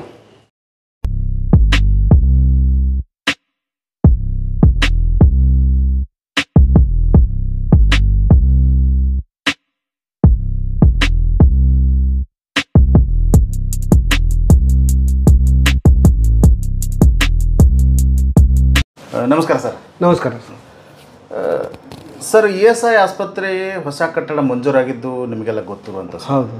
ಆ ಹೊಸ ಕಟ್ಟಡ ಕಟ್ಟಲಿಕ್ಕೆ ಈ ಹಳೆಯದಂಥ ESI ಆಸ್ಪತ್ರೆಯನ್ನು ಶಿಫ್ಟ್ ಮಾಡಬೇಕಂತ ಬಯಸ್ತಾರೆ. ಅಂತಂದ್ರೆ ತಾವು ತಮ್ಮ ಆಸ್ಪತ್ರೆಯನ್ನು ESI ಆಸ್ಪತ್ರೆ ನಡೆಸಲಿಕ್ಕೆ ರೆಂಟ್ ಮೇಲೆ ಬಿಟ್ಕೊಡಕ್ಕೆ ರೆಡಿ ಆಗಿದ್ದೀರಿ ನೀವು. ಬಟ್ ನೀವು ಒಮ್ಮೆಲೇ ನಿಮ್ಮ ನಿರ್ಧಾರ ಹಿಂದೆ ತಕ್ಕೊಂಡ್ರಿ, ಯಾಕೆ? ನಿರ್ಧಾರ ಹಿಂದೆ ತಗೊಳೋದಕ್ಕೆ ಸುಮಾರು ಕಾರಣ ಇತ್ತು ಸರ್. ಹಾಂ. ಆ್ಯಕ್ಚುಲಿ ಇದಕ್ಕಿಂತ ಮೊದಲನೇ ಅಧಿವೇಶನದಾಗ ನನಗೆ ಗೊತ್ತಾಯ್ತು ಹಿಂಗೆ ಟೆಂಡರ್ ಕರೆದಾರ ಅಂತಂದು. ಟೆಂಡರ್ ಕರೆದದಕ್ಕೆ ಆ್ಯಕ್ಚುಲಿ ನನಗೂ ಸ್ವಲ್ಪ ಹೆಕ್ಟಿಕ್ ಆಗ್ತೈತೆ ಅಂತ ನಾವು ಹಾಸ್ಪಿಟಲ್ ಕೊಡಬಾರ್ದಕ್ಕಂತ ವಿಚಾರ ಮಾಡಿ ಟೆಂಡರ್ ಹಾಕಿದ್ದೆ. ನನ್ನ ಜೊತೆ ಈ ವಿಜಯ ಹಾಸ್ಪಿಟಲ್ ಅವರು ಕೆಲವು ಜನ ಹಾಕಿದ್ರು. ಬೇರೆದವ್ರ ಹೆಸರು ತೊಗೊಳಕ್ಕೆ ಇಷ್ಟ ಇಲ್ಲ, ಬಟ್ ಸ್ಟಿಲ್ ಹಾಕಿದ್ರು. ಮತ್ತು ಆ ಟೈಮ್ನಾಗ ನಾನು ಹಾಕಿದೆ. ಯೂಶ್ವಲಿ ಸ್ವಲ್ಪ ಯಾರು ಹೇಳಬೇಕು ಅವ್ರಿಗೆಲ್ಲ ಹೇಳ್ಕೊಂಡು ಇದು ಮಾಡ್ಕೊಂಡಿದ್ವಿ. ಆಮೇಲೆ ನಾವು ಒಂದು ನಮ್ಮ ಲೆಕ್ಕಲೆ ಒಂದು ನಮಗೆ ಎಷ್ಟು ಅಫೋರ್ಡ್ ಆಗ್ತೈತಿ ಆ ಲೆಕ್ಕ ಒಂದು ರೆಂಟ್ ನಮ್ಗೆ ಇಷ್ಟಿಷ್ಟ ಆಗ್ತೈತಪ್ಪ ಅಂತಂದೆ ಇದು ಮಾಡಿದ್ಮೇಲೆ ನಾವು ಟೆಂಡರ್ ಹಾಕಿದ್ಮೇಲೆ ಅವರು ಸೆಷನ್ಗೆ ಬಂದಾಗ ಅವ್ರ ಟೀಮ್ ಬಂದು ವರದರಾಜ್ ಅಂತ ಡೈರೆಕ್ಟರ್ ಬಂದು ಎಲ್ಲರೂ ಇನ್ಸ್ಪೆಕ್ಷನ್ ಮಾಡಿದ್ರು. ಆಸ್ಪತ್ರೆ ವಿಸಿಟ್ ಮಾಡಿರೋ? ಹೌದೌದು. ಸೆಷನ್ ನಡೆದಾಗ ಇದಕ್ಕಿಂತ ಮೊದಲನೇ ಸೆಷನ್ ನಡೆದಾಗ ಲಾಸ್ಟ್ 23 ಸೆಷನ್ ಬಂದು ವಿಸಿಟ್ ಮಾಡಿದ್ರು. ವಿಸಿಟ್ ಮಾಡಿ ನಾವು ಹೇಳ್ತೇವೆ ಅಂತ ಅನ್ಕೊಂಡು ಹೋಗ್ಬಿಟ್ರು. ಹಾಕೊಂಡು ಮತ್ತೊಂದು ತಿಂಗಳು 2 ತಿಂಗಳು 3 ತಿಂಗಳು ಟೈಮ್ ಹೋಯ್ತು. ಡಿಸೆಂಬರ್ದಾಗ ಏನೋ ವಿಸಿಟ್ ಆಗಿತ್ತು. ಜನವರಿ ಫೆಬ್ರವರಿನಾಗ ಒಂದ್ಸಲ ಕರೆದ್ರು ನಮ್ಗೆ. ಇಲ್ಲಿ MLA ಅವರು ಹೇಳಿದ್ರು ಹೋಗಿ ಅಲ್ಲಿ ಇವ್ರಿಗೆ ಡೈರೆಕ್ಟ್ ಅವ್ರಿಗೆ ಅದೆಲ್ಲ ಭೇಟಿಯಾಗಿ ಬಂದ್ವಿ. ಆಮೇಲೆ ಇಲ್ಲ ನಾವು ಡಿಸಿಷನ್ ಮಾಡಿ ಹೇಳ್ತೀವಿ ಮತ್ತು ಕರಿತೀವಿ ಅಂತಂದ್ರು. ಮತ್ತೊಂದು ಸಲ ಹೋದಾಗ ಇಲ್ಲ ನಿಮ್ದು ಬಾಡಿಗೆ ಭಾಳ ಕೇಳಿದ್ರಿ, ಆಗಂಗಿಲ್ಲ, ಬೇರೆದವ್ರು ನಮ್ಮ ಕಡಿಮೆ ಕೊಟ್ಟಾರ ಅಂತಂದ್ರೆ ನಾವು ಸುಮ್ಮಿದ್ದು ಬಿಟ್ಟಿದ್ವಿ. ಏನಾರೇ ಮಾಡ್ಕೊಳ್ಳ ಅಂತಂದ. ಅಲ್ಲ ನಮ್ಗೆ ಗೊತ್ತಾಯ್ತು ಬೇರೆದವ್ರು ಆಗಿತ್ತು ಅಂತ ಸುಮ್ಮಿದ್ವಿ. ಇದು ಇನ್ನು ಫೆಬ್ರವರಿ. ಮಾರ್ಚ್ ಎಂಡ್ ಟೈಮ್ದಾಗ ಸಡನ್ಲಿ ಬಂದು ಇಲ್ಲ ಮತ್ತು ನೀವು ಇವರು ಇಲ್ಲಿ ಮೆಡಿಕಲ್ ಸೂಪರಿಂಟೆಂಡೆಂಟ್ ನನಗೆ ಫೋನ್ ಮಾಡಿ ನಿಮ್ಗೆ ಡೈರೆಕ್ಟರ್ ಅವರು ಅರ್ಜೆಂಟ್ ಬೆಂಗಳೂರಿಗೆ ಬಂದಾರೋ ಅಂತ. ನಾ ಏನಕ್ಕೆ ರೀ ಸರ್ ಅಂತ ಕೇಳಿದೆ. ಇಲ್ಲ ಸರ್ ಮತ್ತು ನೀವು ಟೆಂಡರ್ ಹಾಕಿದ್ರಲ್ಲ, ಟೆಂಡರ್ ಹಾಕಿದ್ ಮತ್ತು ಅವ್ರಿಗೆ ಭೇಟಿಯಾಗಿ ಬಂದೇನಿ. ಅವಾಗ ಅವ್ರು ಬೇರೆ ಕಡೆ ಆಗೈತಿ, ನಿಮ್ದೇನು ಅವಶ್ಯಕತೆ ಇಲ್ಲ ಅಂತ ಹೇಳ್ಯಾರ. ಬರೀ 2 ಲಕ್ಷ ನೀವು ಬಾಡಿಗೆ ಕೊಡ್ತೀರಿ ಅನ್ನತ್ತೆ ಹಿಂಗೆ ಒಂದು ನಮ್ನಿ ಕೇಳಿದ್ರು. 2 ಲಕ್ಷ ಬಾಡಿಗೆ ಕಮರ್ಷಿಯಲ್ ಸಣ್ಣ ಬಿಲ್ಡಿಂಗ್ ನಡೆದವು. ಅವ್ರಿಗೇನು ಅನ್ನಕ್ಕೆ ಹೋಗಲಿಲ್ಲ, ಬಿಟ್ಟು ಬಂದುಬಿಟ್ಟಿದೆ. ಸೊ ಹಿಂಗೆ ಅಂದಮೇಲೆ ಇಲ್ಲ ಸರ್ ಈಗೆಲ್ಲ ಕನ್ಸಲ್ಟೇಷನ್ ಮಾಡತ್ತಾರ, ನಿಮ್ಮ ಸಲುವಾಗಿ ಡೈರೆಕ್ಟರ್ ಸರ್ ಮಾತಾಡಿದಾರೆ ಮತ್ತು ನೀವು ಅರ್ಜೆಂಟ್ ಬರಕ್ಕೆ ಹೇಳ್ಯಾರ. ಸರ್ ಅದೇ ಕೇಳಿದೆ ನಾನು ಬಾಡಿಗೆ ಎಟ್ಟಂತ. ಬಾಡಿಗೆ ಎಟ್ಟಂತಂದ್ರೆ ಇಲ್ಲ ಮತ್ತು ನೀವು ಏನಾದ್ರು ನೆಗೋಷಿಯೇಷನ್ಗೆ ರೆಡಿ ಇದ್ರೆ ನೀವು ಬಾ ಅಂದಾರು, ನೀವು ಮಾತಾಡ್ರಿ. ನೆಗೋಷಿಯೇಷನ್ ಅಂದರೆ ನಾವು ಒಂದು ಏನೋ ಅಂದಾಜು ಹಾಕಿದ್ದೆ. ನೆಗೋಷಿಯೇಷನ್ ಹೌದಪ್ಪ ನಮಗೂ ಸ್ವಲ್ಪ ನೆಗೋಷಿಯೇಷನ್ ಮಾಡೋಣ ಅಂತ ನಾ ಹೋದ್ಮೇಲೆ ಹೋಗೋಕ್ಕಿಂತ ಮುಂಚೆ ನಿಮ್ದು ಏನು ನೆಗೋಷಿಯೇಷನ್ ಐತಿ ಇಲ್ಲಿಂದ ಬರ್ದು ಹಾಕ್ರಿ ಅಂತ ಅವರೇ ESI ಟೀಮ್ ಎಲ್ಲ ಇಲ್ಲ ಮೆಡಿಕಲ್ ಸೂಪರಿಂಟೆಂಡೆಂಟ್ ಅವ್ರು ಉಳಿದವರೆಲ್ಲ ಬಂದು ಇಲ್ಲೇ ಲೆಟರ್ ಟೈಪ್ ಮಾಡ್ಕೊಂಡು ಇಷ್ಟು ಅರ್ಜೆಂಟ್ ಮಾಡಿದ್ರಲ್ಲ ನಮಗೆ ಒಂದು ತಿಂಗಳಾಗ ಬಿಲ್ಡಿಂಗ್ ಬೇಕಂದ್ರೆ ಬೇಕು. 24 ಮಾರ್ಚ್ ಎಂಡದಾಗ ಬಂದ ನಮಗೆ ಏಪ್ರಿಲ್ 5 ಏನೋ ಮೇ 5 ಏನು ಹಿಂಗೇನೋ ಬರೀ ಒಂದು 15-20 ದಿನದಾಗ ನಮ್ಗೆ ಅರ್ಜೆಂಟ್ ಬೇಕಂದ್ರೆ ಬೇಕು. ಆ ಲೆಕ್ಕಕ್ಕೆ ನಮ್ಗೆ ಪ್ರೆಷರ್ ಐತಿ. ಯಾಕಂದ್ರೆ ಗೌರ್ಮೆಂಟ್ದಿಂದ 158-152 ಕೋಟಿ ಶಾಂಕ್ಷನ್ ಆಗೈತಿ. ಅದು ನಾವೀಗ ಕನ್ಸ್ಟ್ರಕ್ಷನ್ ತೆಗಿಲಿಂದ ರೊಕ್ಕ ವಾಪಸ್ ಹೋಗ್ತೈತಿ. ಆ ಡೆಮಾಲಿಷ್ ಆರ್ಡರ್ ಮಾಡ್ಯಾರ. ಸೊ ಅರ್ಜೆಂಟ್ ನಮಗೆ ಬೇಕು ಮತ್ತು ಈಗ ನಿಮ್ದು ಆಗ್ತೈತಿ, ನೀವು ಇದು ಮಾಡ್ರಿ ಅಂತ ಇಲ್ಲೇ ಟೈಪ್ ಹೊಡ್ಕೊಂಡು ಒಂದು ನೆಗೋಷಿಯೇಷನ್ ಮಾಡಿ ಮುಂಚೆ ಇರೋ ರೇಟ್ಗಿಂತ ಕಡಿಮೆ ಮಾಡಿ ನಾ ಸೈನ್ ಮಾಡಿಸ್ಕೊಂಡು ಕಳಿಸಿದ್ರು. ಕಳಿಸಿ ಆದಮೇಲೆ ಮತ್ತೆ ಏನಾಯಿತು ಮಾರ್ಚ್ ನಂತರ ಇದು ಮಾರ್ಚ್ ಎಂಡ್ನಾಗ ಏನೋ ಅನಿಸ್ತೈತೆ ನನಗೆ ಲೆಕ್ಕದಕ್ಕಲ್ಲ. ಆಮೇಲೆ ಒಂದು 8 ದಿವಸ ಒಂದು ವಾರದಾಗನೇ ಹೇಳ್ತೇವೆ ಅಂದ್ರೆ 8 ದಿವಸ ಸುಮ್ ಕೂತ್ಬಿಟ್ರು. ನಮ್ಗೆ ಇಲ್ಲಿ ಹೆಂಗೈತಿ ಪರಿಸ್ಥಿತಿ, 30-35 ಜನ ಸ್ಟಾಫ್ ಅದಾರ, ಡ್ಯೂಟಿ ಡಾಕ್ಟರ್ಸ್ ಅದಾರ, ನರ್ಸಿಂಗ್ದವ್ರು ಅದಾರ, ಮೆಡಿಕಲ್ ಶಾಪ್ ಐತಿ. ಇದೆಲ್ಲನೂ ನಾ ಏನು ಮಾಡಬೇಕು, ಬೇರೆ ಕಡೆ ಡಿಪ್ಲಾಯ್ ಮಾಡ್ಬೇಕು. ಅವ್ರನ್ನ ಅವ್ರು ಸೆಟ್ ಮಾಡ್ಬೇಕು. ಸಡನ್ಲಿ ನನ್ನ ಮೇಲೆ ನಂಬಿಕಿದ್ದವ್ರು ಅವರು, ಅವ್ರಿಗೆ ಹೆಂಗೆ ಹೇಳೋದು ಇದೆಲ್ಲ ವೈಜಾಗಿತ್ತು. ಬಟ್ ನಮಗೂ ಕಷ್ಟ ಆಗಿತ್ತನ್ನ ಅವ್ರಿಗೆ ಏನಾರ ಹೇಳ್ಕೋಬೇಕಂತ ವಿಚಾರ ಮಾಡಿದ್ವಿ. ಆಮೇಲೆ ನಾವು ಆಸೆ ಇಟ್ಕೊಂಡು ಒಂದು ನಾಳೆ ಹೇಳ್ತೇವೆ ಅಂದವ್ರು 8 ದಿವಸ 15 ದಿವಸ ಸುಮ್ ಕೊಟ್ಟರು. ಆಮೇಲೆ ಮೆಡಿಕಲ್ ಸೂಪರಿಂಟೆಂಡೆಂಟ್ ಮುಂಚೆದಿಂದನೂ ಭಾಳ ಇನ್ಕೋಆಪರೇಟಿವ್. ಬರೀ ಮಾತಾಡೋದು, ಮುಂದೆ ಬಂದ ಅವ್ರ ಆಫೀಸರ್ ಹೇಳಿದ್ರೆ ಬಂದು ನಮ್ಗೆ ಅಪ್ರೋಚ್ ಆಗೋದು, ಹಂಗೆ ಮಾಡ್ರಿ ಅನ್ನೋದು. ಇಲ್ಲೇ ಅವ್ರು ಕಳ್ಸನ್ನವ್ರು ಅಂತ ಕೂತು ಬಿಡೋದು. ಆಮೇಲೆ ಹಿಂಗಾದ್ಮೇಲೆ ನಾವು ಲಾಸ್ಟಿಗೆ ಏನು ಮಾಡಿದೆ, ಮತ್ತೊಂದು ಫೋನ್ ಹಚ್ಚಿದ್ರು ಮೆಡಿಕಲ್ ಸೂಪರಿಂಟೆಂಟ್ಗೆ. ಇಲ್ಲ ಸರ್ ನೀವು ಡೈರೆಕ್ಟರ್ಗೆ ಫೋನ್ ಹಚ್ಚಿರಿ. ಅವಾಗ ಈಗ ವರದರಾಜ್ ಅಂತ ಇದ್ದವ್ರು ಹೋಗಿ ನರಸಿಂಹಮೂರ್ತಿ ಯಾರೋ ನಾರಾಯಣ ಸ್ವಾಮಿ ಹಿಂಗೇನೋ ಬಂದಿದ್ರು ಅಂತ ಅವರೆಲ್ಲ ಮಾಡತ್ತಾರೆ. ಈಗ ಸರ ಮೊದಲಿನವರೆಲ್ಲ ನೀವು ವಿಚಾರ ಮಾಡ್ರಿ, ಅವ್ರಿಗೆಲ್ಲ ಕನ್ಸಿಡರ್ ಮಾಡ್ತಾರಂತ ಫೋನ್ ಮಾಡಿ ನಾವು ವಿಚಾರ ಮಾಡಿದ್ಮೇಲೆ ನಿಮ್ದು ರೆಂಟ್ ಎಷ್ಟು ಅಂತ ಹಿಂಗೆ ಕೇಳಿದ್ಮೇಲೆ ಇಲ್ಲ ನೀವು ಇನ್ನೂ ಕನ್ಸಲ್ಟೇಷನ್ ಆಗಬೇಕು, ಮಾತಾಡಬೇಕು ಅಂತ. ಆಮೇಲೆ 8 ದಿವಸ ಆದಮೇಲೆ ಮಾತಾಡಿದ್ಲಾಗ ನಾ ಡೈರೆಕ್ಟ್ ಅವ್ರಿಗೆ ಮತ್ತೆ ಫೋನ್ ಹಚ್ಚಿದೆ. ಅವಾಗ ನರಸಿಂಹಸ್ವಾಮಿ ನಾರಾಯಣ ಸ್ವಾಮಿ ಏನೋ ಇದ್ರು. ಅವ್ರು ಫೋನ್ ಹಚ್ಚಿದ್ಮೇಲೆ ಇಲ್ಲ ಇದು ನಿಮ್ಗೆ ಈಗ ಇಲೆಕ್ಷನ್ ಡಿಕ್ಲೇರ್ ಆಗ್ತೈತಿ ಮತ್ತು ಇಷ್ಟು ಗಡಬಡಿ ಮಾಡೋಂಗಿಲ್ಲ, ಗೌರ್ಮೆಂಟ್ ಪ್ರೊಸೀಜರ ಸ್ವಲ್ಪ ಲೇಟ್ ಆಗ್ತೈತಿ, ಒಂದು 2-3 ತಿಂಗಳು ಹೋಗೋದು. ನಾ ಹಿಂಗೆ 2-3 ತಿಂಗಳು ಹೋಗೋದಂದ್ರೆ ಸರ್ ನನ್ನ ಕಡೆಯಿಂದ ಇಲ್ಲ. ಯಾಕಂದ್ರೆ ನನಗೆ ಹಿಡ್ದಂಗೆ ಬಿಟ್ಟಂಗೆ ಇಲ್ಲ ನನಗೆ ಇನ್ಸೆಕ್ಯೂರ್ಡ್ ಆಗ್ತದೆ. ಸ್ಪಷ್ಟ ಡಿಸಿಷನ್ ಇದ್ರೆ ಆಗ್ತೈತಿ. ಮತ್ತೆ 2-3 ತಿಂಗಳು ಅಂದ್ರೆ ಸ್ಪಷ್ಟ ನನ್ನ ಕಡೆಯಿಂದ ಇಲ್ಲ ಅಂತ ಊರಲ್ಲಿ ನಾ ಫೋನ್ಯಾಗ ಅವ್ರಿಗೆ ಹೇಳಿದೆ. ಸೊ ನಾ ಸುಮ್ ಕೂತ್ಬಿಟ್ಟೆ. ನಾ ಕ್ಯಾನ್ಸಲ್ ಆಯ್ತು. ನನ್ನ ರನ್ನಿಂಗ್ ನಡೆದೈತೆ, ನಮ್ದು ಹಾಸ್ಪಿಟಲ್ ಚಲೋನ ನಡೆದೈತೆ, ಏನು ಪ್ರಾಬ್ಲಮ್ ಇರಲಿಲ್ಲ. ಸೊ ಮಾರ್ಚ್ ಹೊತ್ತು, ಏಪ್ರಿಲ್ ಹೊತ್ತು, ಮೇ ಹೊತ್ತು, ಜೂನ್ ಹೊತ್ತು 3-4 ತಿಂಗಳು ಪೂರಾ ಇಲೆಕ್ಷನ್ ಆದ್ರೆ ಎಲ್ಲ ಸುಮ್ ಕೂತರು. ಮತ್ತೆ ಜುಲೈನಾಗ ಮತ್ತೆ ಅಪ್ರೋಚ್ ಮಾಡಿದ್ರು, ಮತ್ತೆ ಚಾಲೂ ಮಾಡಿದ್ರು. ಫೋನ್ ಮಾಡಿದ್ರು, ನಿಮ್ಮ ಡೈರೆಕ್ಟರ್ ಇವತ್ತು ಬೆಂಗಳೂರಿಗೆ ಬಂದರು, ನಿಮ್ದೆಲ್ಲ ಆಗೈತಿ. ಏನಾಗೈತೆ ಅಂದ್ರೆ ಏನಾಗೈತಿ ಅಂತ ಕೇಳಿದೆ ನಾನು. ಮತ್ತೆ ನೀವು ಟೆಂಡರ್ ಹಾಕಿದ್ರಲ್ಲ, ಮತ್ತೆ ಅಲ್ರಿ ಟೆಂಡರ್ ಹಾಕಿದ್ ಮತ್ತೆ ಬೇರೆದವ್ರದ್ದು ಆಗೈತೆ ಅಂತ ಅವಾಗ ಹೇಳಿದ್ರಿ, ಮತ್ತೆ ಈಗ ನಡುವು ಬೇಕಂದ್ರಿ, ಮತ್ತೆ ಸುಮ್ ಕೂತ್ರಿ. ಮತ್ತೆ ನಾ ಅವಾಗ ನಾ ಆಗೋದಿಲ್ಲ ಅಂತ ನಾ ಎನೌನ್ಸ್ ಮಾಡೇನಿ. ನಾ ಮತ್ತೆ ಹಾಸ್ಪಿಟಲ್ ಇಂಪ್ರೂವ್ ಮಾಡಕ್ ಮತ್ತೆ 10 ಲಕ್ಷ ರೂಪಾಯಿ ಖರ್ಚು ಮಾಡಿದ್ದೆ, ಹೊಸ ಆಂಬುಲೆನ್ಸ್ ತಗೊಂಡಿದ್ದೆ 20 ಲಕ್ಷ ಕೊಟ್ಟ. ಸೊ ಹಿಂಗೆಲ್ಲ ಮಾಡಿ ನಾ ಸ್ಟಾರ್ಟ್ ಮಾಡೀನಿ, ಆಗಂಗಿಲ್ಲ ಅಂತ. ಇಲ್ಲ ಸರ್, ಯಾವುದಕ್ಕೂ ನೀವು ಒಂದ್ಸಲ ಡೈರೆಕ್ಟರ್ ಕರೆದಾರೋ ಒಂದ್ಸಲ ಭೇಟಿಯಾಗಿ ಬರ್ರಿ. ದೊಡ್ಡವ್ರು ಕರೆದಾರ ಸುಮ್ ಹೇಳಿ ಕನ್ವಿನ್ಸ್ ಮಾಡಿ ಬರ್ಬೇಕಂತ ಬೆಂಗಳೂರಿಗೆ ಹೋದೆ ನಾನು. ಬೆಂಗಳೂರಿಗೆ ಹೋದೆ. ಆಮೇಲೆ ಕೇಳಿದೆ ನಾ ರೆಂಟ್ ಇವ್ರನ್ನ ಕೇಳಿದೆ, ನೀವು ಡೈರೆಕ್ಟರ್ ಜೊತೆ ಮಾತಾಡ್ರಿ ಅಂತ. ಇವ್ರು ಗೊತ್ತಿದ್ರು ಹೇಳಿಲ್ಲ ಅದು ಬೇಕಂತ. ಆಮೇಲೆ ನಾ ಹೋದೆ, ಡೈರೆಕ್ಟರ್ ಹೇಳಿದ ಕೂಡಲೇ ಏನೋ ನಾವೇನಿಲ್ಲ ಸೆಕೆಂಡ್ ಟೈಮ್ ಇಲ್ಲ ಆ ರೆಂಟಿಗೆ ಅವ್ರು ಎಗ್ರಿ ಆಗಿದ್ರು. ಮತ್ತು ಮೊದಲಿನವರ ಡೈರೆಕ್ಟರ್ ವರದರಾಜ್ ಅಂತ ಅವ್ರು ಮತ್ತೆ ಆ ಟೈಮ್ಗೆ ಏನೋ 15-20 ದಿನ ಏನು 1 ತಿಂಗಳು 2 ತಿಂಗಳಾಗ ಹೊಳೆ ಅವ್ರು ಬಂದಿದ್ರು. ಅವ್ರದ್ದು ಏನೋ ಗದ್ಲಿತ್ತು, ಬಂದಿದ್ರು.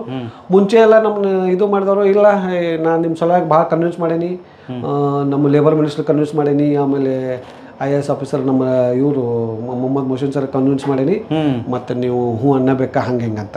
ಸರ್ ಇಲ್ಲ, ನಾವು ವಿಚಾರ ಮಾಡ್ತೀನಿ, ಮನ್ಯಾಗ ಫ್ಯಾಮಿಲಿ ಜೊತೆ ಅದು ಡಿಸ್ಕಷನ್ ಮಾಡಿ ಹೇಳ್ತೀನಿ ಅಂದಾಗ ಅಂತಂದೆ. ಅಂತ ಆಯ್ತು, ನೀವು ಆದಷ್ಟು ಬೇಗ ಕ್ಯಾನ್ಸಲ್ ಅಂತ ಮಾಡಕ್ಕೆ ಹೋಗ್ಬೇಡ್ರಿ, ಎಲ್ಲ ಅನುಕೂಲ ಆಗ್ತೈತಿ. ಅಂದ್ರೆ ಹಿಂಗೆ ಇಷ್ಟು ತನಕ ಹೇಳಿರಲ್ಲ, ನೀವು ಸೆಪ್ಟೆಂಬರ್ದಿಂದ ಕೊಟ್ಬಿಟ್ರೆ ನಮ್ಗೆ ಜುಲೈನಾಗಿದ್ದು. ಜುಲೈ 1 ಆರ್ಡರ್ ಕೊಟ್ಟಾರ, ಸೆಪ್ಟೆಂಬರ್ 1ರಿಂದ ಕೊಟ್ಬಿಡ್ರಿ ಸರ್. ಆ TG ಇಲ್ಲ, ಎಲ್ಲನ ಶಿಫ್ಟ್ ಮಾಡ್ಬೇಕು ಅದು. ಆಮೇಲೆ ಹೇಳ್ಬೇಕಾದ್ರೆ ಡೈರೆಕ್ಟರ್ ಅವ್ರು ಏನು ಹೇಳಿದ್ರಿ, ನಿನ್ನ ಏನೇನು ಇನ್ಸ್ಟ್ರೂಮೆಂಟ್ಸ್ ಅದಾವ ಅವ್ನೆಲ್ಲದ್ರ ಜೊತೆನ ನಾನು ರೆಂಟ್ ತೊಗೊಳತ್ತೀನಿ. ಎಲ್ಲದ್ರ ಜೊತೆ ನಾನೇ ಇಷ್ಟು ರೆಂಟ್ ಕೊಡತ್ತೇವೆ ನಿನ್ನ, ಇಲ್ಲಾಂದ್ರೆ ನಮಗೆ ಇದು ಭಾಳ ಕಾಸ್ಟ್ಲಿ ಆಗ್ತದೆ, ಆ್ಯಕ್ಚುಲಿ ಇಲ್ಲ ತಕ್ಕ ನಾವು ಕೊಟ್ಟಿಲ್ಲ ಹಂಗೆ ಹಿಂಗೆ ಹೇಳಿದ್ರು. ನಾನು ಅಂದೆ ಇನ್ಸ್ಟ್ರೂಮೆಂಟ್ಸ್ ಸಕಟ್ ತೊಗೊಳತ್ತಂದ್ರೆ ಈ ಇನ್ಸ್ಟ್ರೂಮೆಂಟ್ಸ್ ನಂಗೆ ಎಲ್ಲೋ ಶಿಫ್ಟ್ ಮಾಡೋದು ಅವಶ್ಯಕತೆ ಬರಂಗಿಲ್ಲ, ತಗೋರು 2 ತಿಂಗಳದಾಗ ಸ್ಟಾಫ್ನವ್ರಿಗೆ ಕನ್ವಿನ್ಸ್ ಮಾಡಿ ನಾ ಹಾಸ್ಪಿಟಲ್ ಕೊಡಬೇಕು ಅವ್ರಿಗೆ ಅಂತಂದ. ಸರಿ ಇಲ್ಲ, ಗಣಪತಿ ಅದು ಐತಿ, ಪ್ರೊಬಾಬಲಿ ನಾ ಸೆಪ್ಟೆಂಬರ್ 2 ಲಾಸ್ಟ್ ವೀಕ್ ಅದರ ಅಕ್ಟೋಬರ್ 1st ವೀಕ್ ಕೊಡ್ತೇನೆ ಅಂತ ಅವ್ರ ಕಡೆ. ಇಲ್ಲ ನೀವು ಹೇಳಕ್ಕೆ ಈಗ ಹಂಗೆ ಇದು ಮಾಡ್ರಿ, ಅಲ್ಲಿ ಆಗೋ ತಕ್ಕ ಟೈಮ್ ಆಗ್ತೈತಿ. ಮತ್ತು ಇಂಟೀರಿಯರ್ ಎಲ್ಲ ಇಟ್ಟಿದ್ದು ಸ್ವಲ್ಪ ಮಾಡ್ಕೊಡ್ಬೇಕಂದ್ರು, ಮೆಡಿಸಿನ್ ಇಡಕ್ಕೆ ರ್ಯಾಕ್ ಮ್ಯಾಲ ಅದು ಇದು ಎಲ್ಲ. ಅವರು ಇವರಿಗೆ ಡೈರೆಕ್ಟ್ರಿಗೆ ಮತ್ತು ಇವರಿಗೆ ಯಾರಿಗ್ರಿ ಇಲ್ಲಿ ಮೆಡಿಕಲ್ ಸಪ್ಲಿಮೆಂಟ್ಗೆ ಅದೇನು ಬೇಕತ್ಲೆ ಮಾಡಿದ್ರು ಹೊಂದಾಣಿಕೆ ಇಲ್ಲೋ ಗೊತ್ತಿಲ್ಲ. ನೀ ಸತ್ತಂಗೆ ಮಾಡಿ ನಾ ಹತ್ತಂಗೆ ಮಾಡ್ತಾನೆ ಈ ಲೆಕ್ಕಕ್ಕಿದ್ರು ಅವರು. ಆಮೇಲೆ ಅವ್ರು ಹೇಳೋದು, ನೀವು ಮಾಡ್ಕೊಳಗ ಏನು ಮಾಡು, ನಮ್ಗೆ ಕಬ್ಜಾ ಕೊಟ್ಟು ಅವಾಗ ರೆಂಟ್ ಚಾಲು ಆಗ್ತೈತಿ, ಅದೇ ರೊಕ್ಕದಾಗ ನೀ ರೆಡಿ ಮಾಡ್ಕೋ, ನಾವು ಸಾವಕಾಶ ಶಿಫ್ಟ್ ಆಗ್ತೀವಿ ಅಂತ ಅವರು. ಇವರು ಇಲ್ಲಿ ಬಂದ ಕೂಡಲೇ ಇಲ್ಲ, ಇಲ್ಲಿ ಸಾಮಾನು ಇಡಕ್ಕೆ ನನಗೆ ಜಾಗ ಇಲ್ಲ, ನೀನು ಸಾಮಾನೆಲ್ಲ ನೀ ಕಿತ್ಕೊಂಡು ಹೋಗ್ಬೇಕು. ನಾ 30-40 ಲಕ್ಷ ಕೊಟ್ಟು ಮನಿ ಮ್ಯಾಲೆ ಇಲ್ಲೇ ಮಾಡೇನಿ ಸರ್, ಖರ್ಚು ಮಾಡೀನಿ. ಪೈಲ ಏನಂದ್ರು ಅವ್ರು ಡೈರೆಕ್ಟರ್ ಏನು ಹೇಳಿದ್ರು, ನಿಮ್ಮ ಮನಿ ಏನು ನನಗೆ ಬೇಡ ಅಂತ. ಇಲ್ಲಿ ಬಂದ್ಮೇಲೆ ಅವ್ರು ಸುಪ್ರೀಂ ಅಂತಿದ್ರು, ಇಲ್ಲ ಮನಿನೂ ನಮಗೆ ಬೇಕು, ನಮ್ಗೆ ಮೊದಲೇ ಜಾಗ ಸಾಕಂಗ್ರೆ ಬೇಕು. ನಾ ಎಲ್ಲದಕ್ಕೂ ಒಪ್ಕೊಂಡೆ. ಲಾಸ್ಟಿಗೆ ಇನ್ನು ಹಾಸ್ಪಿಟ್ಲ್ ಇಲ್ಲ, ಮನ್ಯಾಗಿದ್ದು ಏನು ಮಾಡೋದೈತೆ ಅಂತ ಒಪ್ಕೊಂಡ್ಮೇಲೆ ಇವ್ರು ದಿನ ಒಂದೊಂದು ಬೇಡಿಕೆ, ಇಲ್ಲಿ ಮೂಲ್ಯಾಗ ಅದನ್ನು ಮಾಡ್ರಿ, ಅಲ್ಲಿ ಅದನ್ನು ಮಾಡ್ರಿ, ಇಲ್ಲ ಎಲ್ಲನೂ ಒಪ್ಕೊಂಡೆ. ನಾ ಎಲ್ಲನೂ ಮಾಡ್ಕೊತ ಬಂದೆ, 2 ತಿಂಗಳು ಮಾಡ್ಕೊತ ಬಂದೆ. ಸೆಪ್ಟೆಂಬರ್ 15 ನನ್ನ ಕೆಲಸ ಎಲ್ಲ ಮುಗೀತು. ಇವ್ರು ದಿನ ಸೂಪರ್ವಿಷನ್ ಯಾರು ಬರ್ತಿದ್ರು, ಕೆಲಸ ಹೆಂಗಾಗತ್ತೈತಿ ನೋಡಕ್ಕಂತ. ಇವ್ರಿಗೆಲ್ಲ ಲೆಟರ್ ಪ್ರಕಾರ ನನ್ನ ಕಡೆ ಎಲ್ಲ ಪ್ರೂಫ್ಸ್ ಅದಾವ ಪ್ರತಿಯೊಂದು. ನಡುವ ಇವರು ಯಾರು ಕಳಸಣ್ಣವರು ಒಂದ್ಸಲ ಮೆಡಿಕಲ್ ಸೂಪರ್ಡೆಂಟ ಮೊದಲಿಗೆ ಏನಾಗೈತಿ, ಇಲ್ಲಿ ಸ್ವಲ್ಪ ಪಾರ್ಕಿಂಗ್ ಪ್ರಾಬ್ಲಮ್ ಐತಿ, ನಾವು ಅಡ್ಜಸ್ಟ್ ಮಾಡ್ಕೋತೀವಿ, ಬಟ್ ಅದನ್ನ ಲೆಟರ್ದಾಗ ಏನೂ ಬರಂಗಿಲ್ಲ ಅಂತ ಇವರಿಬ್ರು ಹೇಳಿದ್ರು. ಆಮೇಲೆ ಇವರು ಕಳಸಣ್ಣವ್ರು ಮುಂಚೆಯಿಂದನು ಫಸ್ಟ್ ವಿಸಿಟ್ದಿಂದನೂ ಅವ್ರಿಗೆ ಮನಸ್ಸಿಲ್ಲ. ಯಾಕೆ ಮನಸ್ಸಿಲ್ಲ ಅದು ಗೊತ್ತಿಲ್ಲ, ಈಗ ನನಗೆ ಗೊತ್ತಾಗೈತಿ. ಬಟ್ ಅದನ್ನ ಹೇಳ್ತೇನೆ, ಸಂಬಂಧ ಟೈಮ್ ಬಂದಾಗ ಹೇಳ್ತೇನೆ, ಅದಕ್ಕೆ ಅವರು ಮಾಡ್ಯಾರ ಅಂತ, ಸಹಕಾರ ಮಾಡಿದ್ರು ಅನ್ನೋದು ನಮಗೆ ಈಗ ಗೊತ್ತಾಗ. ಬೇರೆ ಆಸ್ಪತ್ರೆಗೆ ಕೊಡು ಇಷ್ಟ ಬೇರೆ ಆಸ್ಪತ್ರೆಗೆ ಅದು ಬೇರೆನೇ ಇತ್ತ, ಅದ್ರಾಗ ಪಾಠ ಕಲಿತಾರ ಅವರು ನೋಡೋಣ. ಆಮೇಲೆ ಹಿಂಗಿದ್ದ ಟೈಮ್ದಾಗ ಇನ್ ಕೋಆಪರೇಷನ್. ಆಮೇಲೆ ಇಲ್ಲ, ಟೀಮ್ ಬೆಂಗಳೂರಿಂದ ಬರ್ತೈತಿ, ಹುಬ್ಳಿಯಿಂದ ಬರ್ತೈತಿ, ಅವ್ರು ಡಿನೈ ಮಾಡೋಣ, ಏನು ಮಾಡೋಕ್ಕಾಗಿಲ್ಲ. ಅಂದ್ರೆ ಇನ್ ದ ಸೆನ್ಸ್ ನನಗೆ ಹೆಂಗೆ ಫೋರ್ಸ್ ಮಾಡ್ತೀರಂದ್ರೆ ಅವರು ಇನ್ಸೆಕ್ಯೂರ್, ನೇಬರ್ ಯಾರು ಪ್ರಾಬ್ಲಮ್ ಮಾಡ್ರೆ ಅದಾಗ್ತೈತಿ, ಆಮೇಲೆ ಪಾರ್ಕಿಂಗ್ ಇಲ್ಲ ಅಂದ್ರೆ ಪ್ರಾಬ್ಲಮ್ ಆಕೈತಿ, ಹಂಗೆ ಆಯ್ತಂದ್ರೆ ನಾ ಡೈರೆಕ್ಟ್ ಅವ್ರಿಗೆ ಕಂಪ್ಲೇಂಟ್ ಮಾಡಿದೆ. ರಿಟರ್ನ್ ಕಂಪ್ಲೇಂಟ್ ನನ್ನ ಕಡೆ ಪ್ರೂಫ್ ಅದಾವ. ಡೈರೆಕ್ಟ್ ಅವಾಗ ಏನಂದ್ರು, ಅವೇನು ಹೇಳ್ತಾನೆ ಹಂಗೇನಾರ ಮಾಡಿದ್ರೆ ನೌಕರಿ ಹೋಗ್ತೈತೆ ಅಂದ್ರೆ ಇನ್ಸ್ಪೆಕ್ಷನ್ ನಾ ಬರ್ತೇನೆ ಸ್ವತಃ, ನೀ ಟೆನ್ಷನ್ ತಗೋಬೇಡ ಅವರು ಅಂತ ಅಲ್ಲಿ ಅವ್ರು ವರದರಾಜ್. ಸೊ ಅವ್ರ ಗ್ಯಾರಂಟಿ ಮೇಲೆ ಇವ್ರು ಏನೂ ಲೀಸ್ ಮಾಡಲಿಲ್ಲ, ₹1 ರೊಕ್ಕ ಇದು ಅಂತ ಡೆಪಾಸಿಟ್ ಅಂತ ಕೊಡಲಿಲ್ಲ. ಇವ್ರಿಗೆ ಹೆಂಗೆ ಬೇಕು ಹಂಗೆ ಮಾಡಕ್ಕೆ ನಾನು ಮಿನಿಮಮ್ 11.5 ಲಕ್ಷ ಖರ್ಚು ಮಾಡೀನಿ. ₹1 ಲೆಕ್ಕ ಐತಿ ನನ್ನ. ಮ್ಯಾಲ್ ರೂಫ್ ಮಾಡಿದೆ, ತಳಗೆಲ್ಲ ಕಟ್ಟಿದೆ, ನಡುವೆಲ್ಲ ನಾನು ಇದು ಮಾಡೀನಿ. ಸೊ ಹಿಂಗೆಲ್ಲ ಆದಮೇಲೆ ಸೆಪ್ಟೆಂಬರ್ 13ರಿಂದ ನಾ ಅವ್ರಿಗೆ ಹೇಳಕತ್ತೀನಿ, ನನ್ನ ಕಡೆಯಿಂದ ಕೆಲಸ ಎಲ್ಲ ಆಗೈತೆ ಸರ್, ನೀವು ಇದಕ್ಕೆ ಎದಕ್ಕೆ ಬರ್ತೀರಿ, ಇನ್ಸ್ಪೆಕ್ಷನ್ಗೆ ಯಾವ ಬರ್ತೀರಿ ನೀವು ಹೇಳ್ರಿ. ನಂದು ಹೆಂಗ್ರಿ ದೊಡ್ಡ ಆಫೀಸರ್ ಆಗ್ತಾರೆ ಅಂದ್ರೆ ಇವ್ರ ಥ್ರೂನು ಹೋಗ್ಬೇಕು, ಏಕದಮ್ ಡೈರೆಕ್ಟ್ ಅವ್ರಿಗೆ ಹೇಳೋದು ತಪ್ಪಾಗ್ತದೆ. ಇವ್ರು ಇನ್ಕೋಆಪರೇಟಿವ್ ಅಂತ ಅನ್ಸನ ನಾ ಆಮೇಲೆ ಅವ್ರಿಗೆ ಮಾಡ್ತಿದ್ದೆ. ಅವ್ರು ಫ್ರೀ ಇದ್ದಾಗ ಸರ್ ನನಗೆ ಹೊಳ್ಳಿ ಮಾಡ್ತಿದ್ರು. ಆಮೇಲೆ ಇಲ್ಲಿ ಅಲ್ಲಿ ಏನೋ ಅಲ್ಲಿ ಅವ್ರು ಹೇಳಿದ ಕೂಡ ಇಲ್ಲ ಇವ್ರು ಬರ್ತಾರೆ ಇನ್ಸ್ಪೆಕ್ಷನ್ ಮಾಡ್ತಾರೆ ನನಗೆ ಹೇಳ್ತಾರೆ ನಾನು ಹೇಳ್ತೇನೆ. ಆಮೇಲೆ ದಿನ ಫೋನ್ ಮಾಡೋದು ಚಲೋ ಇರಂಗಿಲ್ಲ, ನಾವು 4 ದಿವಸ ಸುಮ್ಕೊಂಡೋದು ಮತ್ತೆ ಕೇಳೋದು. ಇವ್ರು ಹೆಂಗ್ರಿ ಒಂದ್ಸಲ ಬಂದೋದ್ರೆ 4 ದಿನ ನಾ ಕೇಳೋತಕ್ಕ ಅತ್ತ. ಆಮೇಲೆ ಸರ್ ಏನಂದ್ರೆ ಉತ್ಸಾಹನ ತೋರ್ಸಾತಿಲ್ಲ. ಇಲ್ಲ ಒಟ್ಟೆ ಇಂಟ್ರೆಸ್ಟ್ ಇಲ್ಲ. ಆಮೇಲೆ ನಡು ಹಿಂಗೆ ಕಂಪ್ಲೇಂಟ್ ಮಾಡಿದ್ಮೇಲೆ ಅವ್ರೇನೋ ಇವ್ರು ಅದು ಯಾರು ನಮ್ಮ ಡೈರೆಕ್ಟ್ ಅವ್ರು ಇವ್ರು ಒದ್ರದ ಮೇಲೆ ಅಳ್ಕೋತ ಬಂದು ಕೂತು ನನ್ನ ಕಾಲು ಬಿದ್ದಾರ ಅವರು. ನೌಕರಿ ಆಗ್ತೈತಿ ಇವರ ಕಳ್ಸನವ್ರು. ಅಂದ್ರೆ ಏನು ಹೇಳ್ಬೇಡ್ರಿ, ಹೇಳ್ಬೇಡ್ರಿ ನನ್ನ ಕಂಪ್ಲೇಂಟ್ ಹಿಂದೆ ತಕ್ಕೋರಿ. ಆಮೇಲೆ ಕಂಪ್ಲೇಂಟ್ ಮಾಡ್ರಿ ಅಲ್ಲಿ ಕಂಪ್ಲೇಂಟ್ ಹೌದು ಮಾಡಿದ್ ಯಾರಿಗೆ ವರದರಾಜ್ಗೆ ಅವ್ರಿಗೆ ವಾಟ್ಸಪ್ ಮೂಲಕ ನಾನು ಲೀಗಲ್ ಕಂಪ್ಲೇಂಟ್ ಅಂತ ಇದು ಐದು ನನ್ನ ಕಡೆ ಪ್ರೂಫ್ ಅದಾವಲ್ಲ ಅದನ್ನ ಕಮಿಷನ್ ಅವ್ರು ಇವ್ರಿಗೂ ಕಳ್ಸೇನ್ರಿ, ನಮ್ಮ ಮೊಹಮ್ಮದ್ ಮುಷಿನ್ ಸರ್ಗೂ ಕಳ್ಸೇನಿ, ಸೆಕ್ರೆಟರಿ ಪ್ರಿನ್ಸಿಪಲ್ ಸೆಕ್ರೆಟರಿ ಅವ್ರಿಗೆ. ಅಂತ ಹಿಂಗೆಲ್ಲ ಮಾಡಿದ್ಮೇಲೆ ನಂಗೆ ವರದರಾಜ್ ಸರ್ ಏನಾದ್ರು ನಿಮ್ಮ ಪ್ರಾಬ್ಲಮ್ ಸಾಲ್ವ್ ಮಾಡೋಣ, ಟೆನ್ಷನ್ ತೊಗೊಳಕ್ ಹೋಗ್ಬೇಡ್ರಿ. ಈಗ ನನ್ನ ಇಲ್ಲ ಅಂತ ಹಿಂಗೆ ಮಾಡತ್ತಾರ. ದಿನ ಮುಂಜಾನೆ ಒಂದು ಅಂಜಿಕೆ ಹಾಕತ್ತಾರ, ಸಂಜೆಗೆ ಒಂದು ಕಾಲಾಗ ಹವಾ ಬಿಟ್ಟಂಗೆ ಮಾಡತ್ತಾರ. ನನ್ನ ಕಡೆಯಿಂದ ಆಗಂಗಿಲ್ಲ. ನನ್ನ ವರದರಾಜ್ ಅವರು ಫೋನ್ ಮಾಡಿದ್ರು ಮಾತಾಡಿದ್ರು, ಮೆಸೇಜ್ ಹಾಕಿದ್ದು ನನ್ನ ಕಡೆ ಇನ್ನೂ ಅದಾವ. ನಿಮ್ಮ ಪ್ರಾಬ್ಲಮ್ ಸಾಲ್ವ್ ಮಾಡೋಕೆ ಪ್ರಯತ್ನ ಮಾಡೋಣ, ಟೆನ್ಷನ್ ತೊಗೋಬೇಡ್ರಿ. ಈಗಿಲ್ಲ ಅಂದ್ರೆ ಒಜ್ಜಾಕೈತಿ, ಎಲ್ಲ ಫೈನಲ್ ಆಗೈತಿ, ನಾವು ಶಿಫ್ಟ್ ಮಾಡೋದು ಹಂಗಿಂಗ ಆಯ್ತು ಸರ್ ಅಂತ ಅವ್ರಿಗೂ ಒಪ್ಕೊಂಡೆ. ಅವ್ರು ಇನ್ನೊಬ್ರು ನನ್ನ ಫ್ರೆಂಡ್ ಜೊತೆ ಬಂದು 3 ತಾಸು ಕೂತು ಹತ್ತು ಕಾಲು ಬಿದ್ದು ಸರ್ ನನ್ನ ನೌಕರಿ ಹೋಗ್ತೈತಿ ಮತ್ತು ನಾನು ನಿಮ್ಮ ಚಲೋ ಸಲುವಾಗಿ ನೀವು ಮಾತಾಡತ್ತೀರಿ ಅಂದ್ರೆ ಕೆಟ್ಟ ನನಗೆ ಏನಾಗೋದೈತಿ ನಿಮ್ಮ ಕಡೆಗೆ ಏನಾರ ಗೊತ್ತಿರ್ಬೇಕಲ್ಲ. ನೀವು ಏನಂತೀರಿ ನಿಮ್ಮ ಸೇಫರ್ ನನಗಂತ ಅವ್ರು ನನ್ನ ಕಡೆ ಆದಂಗೆ ಮಾತಾಡ್ತಿರು. ಅವ್ರು ಹೆಂಗೆ ಉದಾಹರಣೆ ಕೊಡೋರಿ, ಅಲ್ಲಿ ನೋಡ್ರಿ ಉದ್ಯಮ ಭಾಗದಾಗ ಒಂದು ಆಗಿತ್ತು, ಅಲ್ಲಿ ನೇಬರ್ ಪ್ರಾಬ್ಲಮ್ ಮಾಡ್ರು, ಅದು ಕ್ಯಾನ್ಸಲ್ ಆಯ್ತು. ಬರೀ ನೆಗೆಟಿವ್ ಅಂತ ಹಿಂಗೆಲ್ಲ ಆದ್ಮೇಲೆ ನನಗೆ ಯಾಕೋ ಇನ್ಸೆಕ್ಯೂರ್ ಭಾಳ ಅನ್ಸಕತ್ತ. ನಾವು ವರದರಾಜ್ ಅವ್ರಿಗೆ ಮಾತಾಡಿದೆ. ಅವರು ಆಮೇಲೆ ನಾನು ಇನ್ಸ್ಪೆಕ್ಷನ್ ಬರ್ತಾನೆ, ನಂಗೆ ಧೈರ್ಯ ಬತ್ತು ಆಯ್ತು. ಆಮೇಲೆ ಇನ್ಸ್ಪೆಕ್ಷನ್ ನಾ 15 ದಿವಸ ಬಂದು ಹತ್ತಿರು. ಇವರು ಇವತ್ತಿಗೆ ನನ್ನ ಕಡೆ ರೆಕಾರ್ಡ್ ಐತಿ. ರಾತ್ರಿ 9 ಗಂಟೆಗೆ ಸೆಪ್ಟೆಂಬರ್ 31 ತಾರೀಕು ಇವರು ಅಕ್ಟೋಬರ್ 1 ತಾರೀಕು ಇದು ತೊಗೊಳತ್ತಾರ್ರಿ, ಕಬ್ಜಾ ತಗೊಳ್ತಾರೆ. ರಾತ್ರಿ ಸೆಪ್ಟೆಂಬರ್ 30 ರಾತ್ರಿ ಸಿಕ್ಕಾಪಟ್ಟಿ ಮಳೆ ಬೀಳತೈತಿ. ಅಂತ ಟೈಮ್ದಾಗ 15-20 ಮಂದಿ ಇನ್ಸ್ಪೆಕ್ಷನ್ ಬರ್ತಾರೆ. ರಾತ್ರಿ ಯಾರು ಏನಾರ ಈ ದುನಿಯಾದಾಗ ಏನಂತ ಇನ್ಸ್ಪೆಕ್ಷನ್ ಮಾಡಿದ್ದೈತಿ ರಾತ್ರಿ ಗೌರ್ಮೆಂಟ್ ಹಿಸ್ಟ್ರಿ ಐತಿ ಇಲ್ಲ. ಓಕೆ ನಾವು ಒಪ್ಕೊಂಡೆ. ಆಮೇಲೆ ಸ್ವಲ್ಪ ನೇಬರ್ದ ಪ್ರಾಬ್ಲಮ್ ಆತ. ನಿಮ್ಗೆ ಖರೆ ಹೇಳೋದಂತದ ನೇಬರ್ ಪ್ರಾಬ್ಲಮ್ ಆಗಕ್ಕಿಂತ ನಾವ ಕ್ರಿಯೇಟ್ ಮಾಡಿದ್ವಿ ಇವ್ರ ಇನ್ಸೆಕ್ಯೂರಿಟಿ. ಇವತ್ತು ಖರೆ ಹೇಳ ನಮ್ಗೆ ಆಗಂಗಿಲ್ಲಪ್ಪ ಅನ್ನೋ ಡೈರೆಕ್ಟ್ ಆಗೋಕತ್ಲಿ ಇವ್ರು ಸುಮ್ಮ. ಯಾಕಂದ್ರೆ ಇವರು ದಿನ ಒಂದೊಂದು ಕಲ್ಲು ಹೋಗ್ಯಾಕತ್ತಾರೆ ನಮಗೆ. ಒಟ್ಟು ಸಮಾಧಾನ ಇಲ್ಲ ಅಂತ ಇಲ್ಲ. ಅವ್ರಿಗೆ ಯಾಕೋ ಅವ್ರಿಗೆ ಏನಿತ್ತು ಅದು ಬರಲಿ, ಅದು ಗೌರ್ಮೆಂಟ್ ಎನ್ಕ್ವೈರಿ ಮಾಡಲಿ ಅವ್ರನ್ನ. ಆಮೇಲೆ ಹಿಂಗಾಗಿ ನಾವು ಒಂದು ಸ್ವಲ್ಪ ನಾವು ಮನಸ್ಸು ಸ್ವಲ್ಪ ಇದು ಮಾಡ್ಕೊಂಡ್ವಿ, ಇನ್ನೇನು ಇವ್ರಿಗೆ ಇಂಥವ್ರಿಗೆ ಯಾಕೆ ಕೊಟ್ಟಿಲ್ಲ ಅಂತ. ಆಮೇಲೆ ಆದರೂ ಮತ್ತು ನಾವು ರೆಡಿ ಇದ್ವಿ. ಇನ್ಸ್ಪೆಕ್ಷನ್ ಆಯ್ತು. ಇನ್ಸ್ಪೆಕ್ಷನ್ ರಾತ್ರಿ 9ಕ್ಕೆ ಬರ್ತಾರೆ. ಅಲ್ಲಿ ಮ್ಯಾಲೆ ಏನೂ ಬೇಡ ಅಂದವ್ರನ್ನ ಎಲ್ಲ ನೀವು ನಡ್ರಿ ಬೇಕಾದ್ರೆ ತೋರಿಸ್ತೇನೆ, ನೀವು ಹಿಡಿಯೋ ತಗೋರಿ, ಇನ್ನೂ ಐತಿ ಎಲ್ಲ ಮಾಡಿಕೊಟ್ಟದ್ದು. ಇವ್ರು ಮಿನಿಮಮ್ 4 ಇವ್ರೇನು 20 ಲಕ್ಷ 50 ಲಕ್ಷದ ಮೆಡಿಸಿನ್ 1 ಕೋಟಿ ಮೆಡಿಸಿನ್ ಇಡೋದು ಸ್ಟೋರ್ ಮಾಡ್ಯಾರ ನಮ್ಮ ಮ್ಯಾಲೆ ಮಾಡೀನಿ. ಆಮೇಲೆ ಅಲ್ಲಿ ಬಂದು ಇಲ್ಲಿ ಸ್ವಲ್ಪ ನೀರು ಆಗತ್ತೈತಿ, ಇಲ್ಲಿ ಇದಾಗ ಏನೂ ಬೇಡ ಅಂದವ್ರು ಇವರು, ಏನೂ ಮಾಡಿಕೊಡ್ಬೇಡ್ರಿ ನಾವೆಲ್ಲ ಮಾಡ್ಕೊತೀವಿ ಅಂದವ್ರ. ಅಲ್ಲಿ ನೀರು ಬರತೈತಿ, ಇಲ್ಲಿ ಬಂದು ಅಲ್ಲಿ ಬೀಳಾಕತ್ತೈತಿ ಇದ್ರ ಬಿಲ್ಡಿಂಗ್ನಾಗ ಅದಾರ ರೀ. ಅವ್ರು ಯಾರೋ ಒಬ್ರು ಮೇಡಮ್ ಬಂದು ಇಲ್ಲೊಂದು ಸ್ವಲ್ಪ ಕಪ್ ಆಗೈತಿ, ಇಲ್ಲೆಲ್ಲ ಕಲರ್ ಹಚ್ಕೊಡ್ಬೇಕು, ಇಲ್ಲಿ ನೀವು ಶಟ್ರ್ ಹಚ್ಕೊಡ್ಬೇಕು, ಇವೆಲ್ಲದಕ್ಕೂ ನಾವು ಓಕೆ ಅಂತ ಇಲ್ಲ. ಅದು ಇಲ್ಲ ಅವ್ರದ್ದು ಎಲ್ಲಿ ಬ್ಲ್ಯಾಂಕ್ ಬಂತಂತಾರೆ ರೀ. ನೀರು ಇವ್ರೇನು 100 ಪೇಷಂಟು 50 ಪೇಷಂಟ್ ಇರ್ತಾರಲ್ಲ, ಇವ್ರಿಗೆ ದಿನಾನೂ ನಾನು ನೀರು ತಂದು ಕೊಡ್ಬೇಕಂತ, ನಾನೇ ನೀರು ಕೊಡ್ಬೇಕಂತ. ಇಲ್ಲಿ ಬೋರ್ವೆಲ್ ಇಲ್ಲ, ಕಾರ್ಪೊರೇಷನ್ ವಾಟರ್ ಸಪ್ಲೈ ಐತಿ. ಅಲ್ರಿ ಈಗ ಒಬ್ರು ಮನ್ಯಾಗ ಬಾಡಿಗೆ ಕೊಟ್ರಂದ್ರೆ ಆ ಬಾಡಿಗೆ ಮನ್ಯಾಗ 10 ಮಂದಿ ತಂದಿರ್ತಾರೆ, 20 ಮಂದಿ ತಂದಿರ್ತಾರೆ. ನೀರು ನಾ ಕೊಡ್ಬೇಕಾ? ಯಾರು ಕೊಡ್ತಾರ್ರಿ ಓನರ್? ಅಲ್ಲ ನೀವು ಪೂರ ಇದು ಅಲ್ರಿ, ಅದು ಹೆಚ್ಚು ಲಿಮಿಟೇಷನ್ಸ್ ಇರ್ತದೆ. ಹೌದು ಅಂತ ಅದು ಒಂದು ಅದನ್ನ ಎಲ್ಲೂ ಬರ್ದಿಲ್ಲ. ಆಮೇಲೆ ನಮಗೆ ಹೇಳೋದಾಗ ಏನು ಹೇಳಿದ್ರಿ, 5 ವರ್ಷ ನಾವು ಇದು ಮಾಡ್ತೇವೆ, ಏನು ಲೀಸ್. ಆಮೇಲೆ ಇಲ್ಲಿ ಸದ್ಯಕ್ಕೆ 3 ವರ್ಷ ಬರಿತೀವಿ, ಆಮೇಲೆ ಮತ್ತೆ 2 ವರ್ಷ ಬರಿತೀವಿ. ಹಿಂಗೆಲ್ಲಾನು ಇನ್ಸೆಕ್ಯೂರ್. ಸೊ ಸ್ಟಿಲ್ ಮತ್ತೆ ಆಯ್ತು ನೋಡೋಣ ಏನು ಗೌರ್ಮೆಂಟ್ ಐತಿ, ಏನು ಹೋಗೋದಿಲ್ಲ, 2-3 ವರ್ಷನಾಗ ಶಿಫ್ಟ್ ಆಗೋದ, PG ಇಲ್ಲ. ಮತ್ತೆ ಹೇಳಿದಾಗ ಹೆಂಗೆ ಹೇಳಿದ್ರೆ 5 ವರ್ಷ ಅಂದ್ರೆ 10 ವರ್ಷ ಜಗ್ತೈತಿ ತೋರಿಸೋದು ಡಾಕ್ಟರ್, ನೀವು ಚೈನಿ ಹೊಡಿತಾರೆ, ಇದ್ರಾಗ ಭಾರಿ ಆಕೈತಿ ನಿಮ್ಗೆ, ಹಿಂಗೂ ಹೇಳೋದು. ಇದಕ್ಕೆ ಶಾಸಕರದು ಏನಾರ ಕನ್ಸಲ್ಟ್ ಬರಲಿಲ್ಲ ನಿಮಗೆ? ಶಾಸಕರ ಕನ್ಸಲ್ಟ್ ಅಂದ್ರೆ ಸರ್ ಫಸ್ಟ್ ಟೈಮ್ ನಾ ಅಪ್ರೋಚ್ ಆದಾಗ ಶಾಸಕರಿಗೆ ಹೋಗಿ ಭೇಟಿ ಆದ್ಮೇಲೆ ಪಾಪ ಅವ್ರು ಪ್ರಿನ್ಸಿಪಲ್ ಸೆಕ್ರೆಟರಿ ಅವ್ರಿಗೆ ಭೇಟಿ ಆಗಂತ ಹೇಳಿದ್ರು.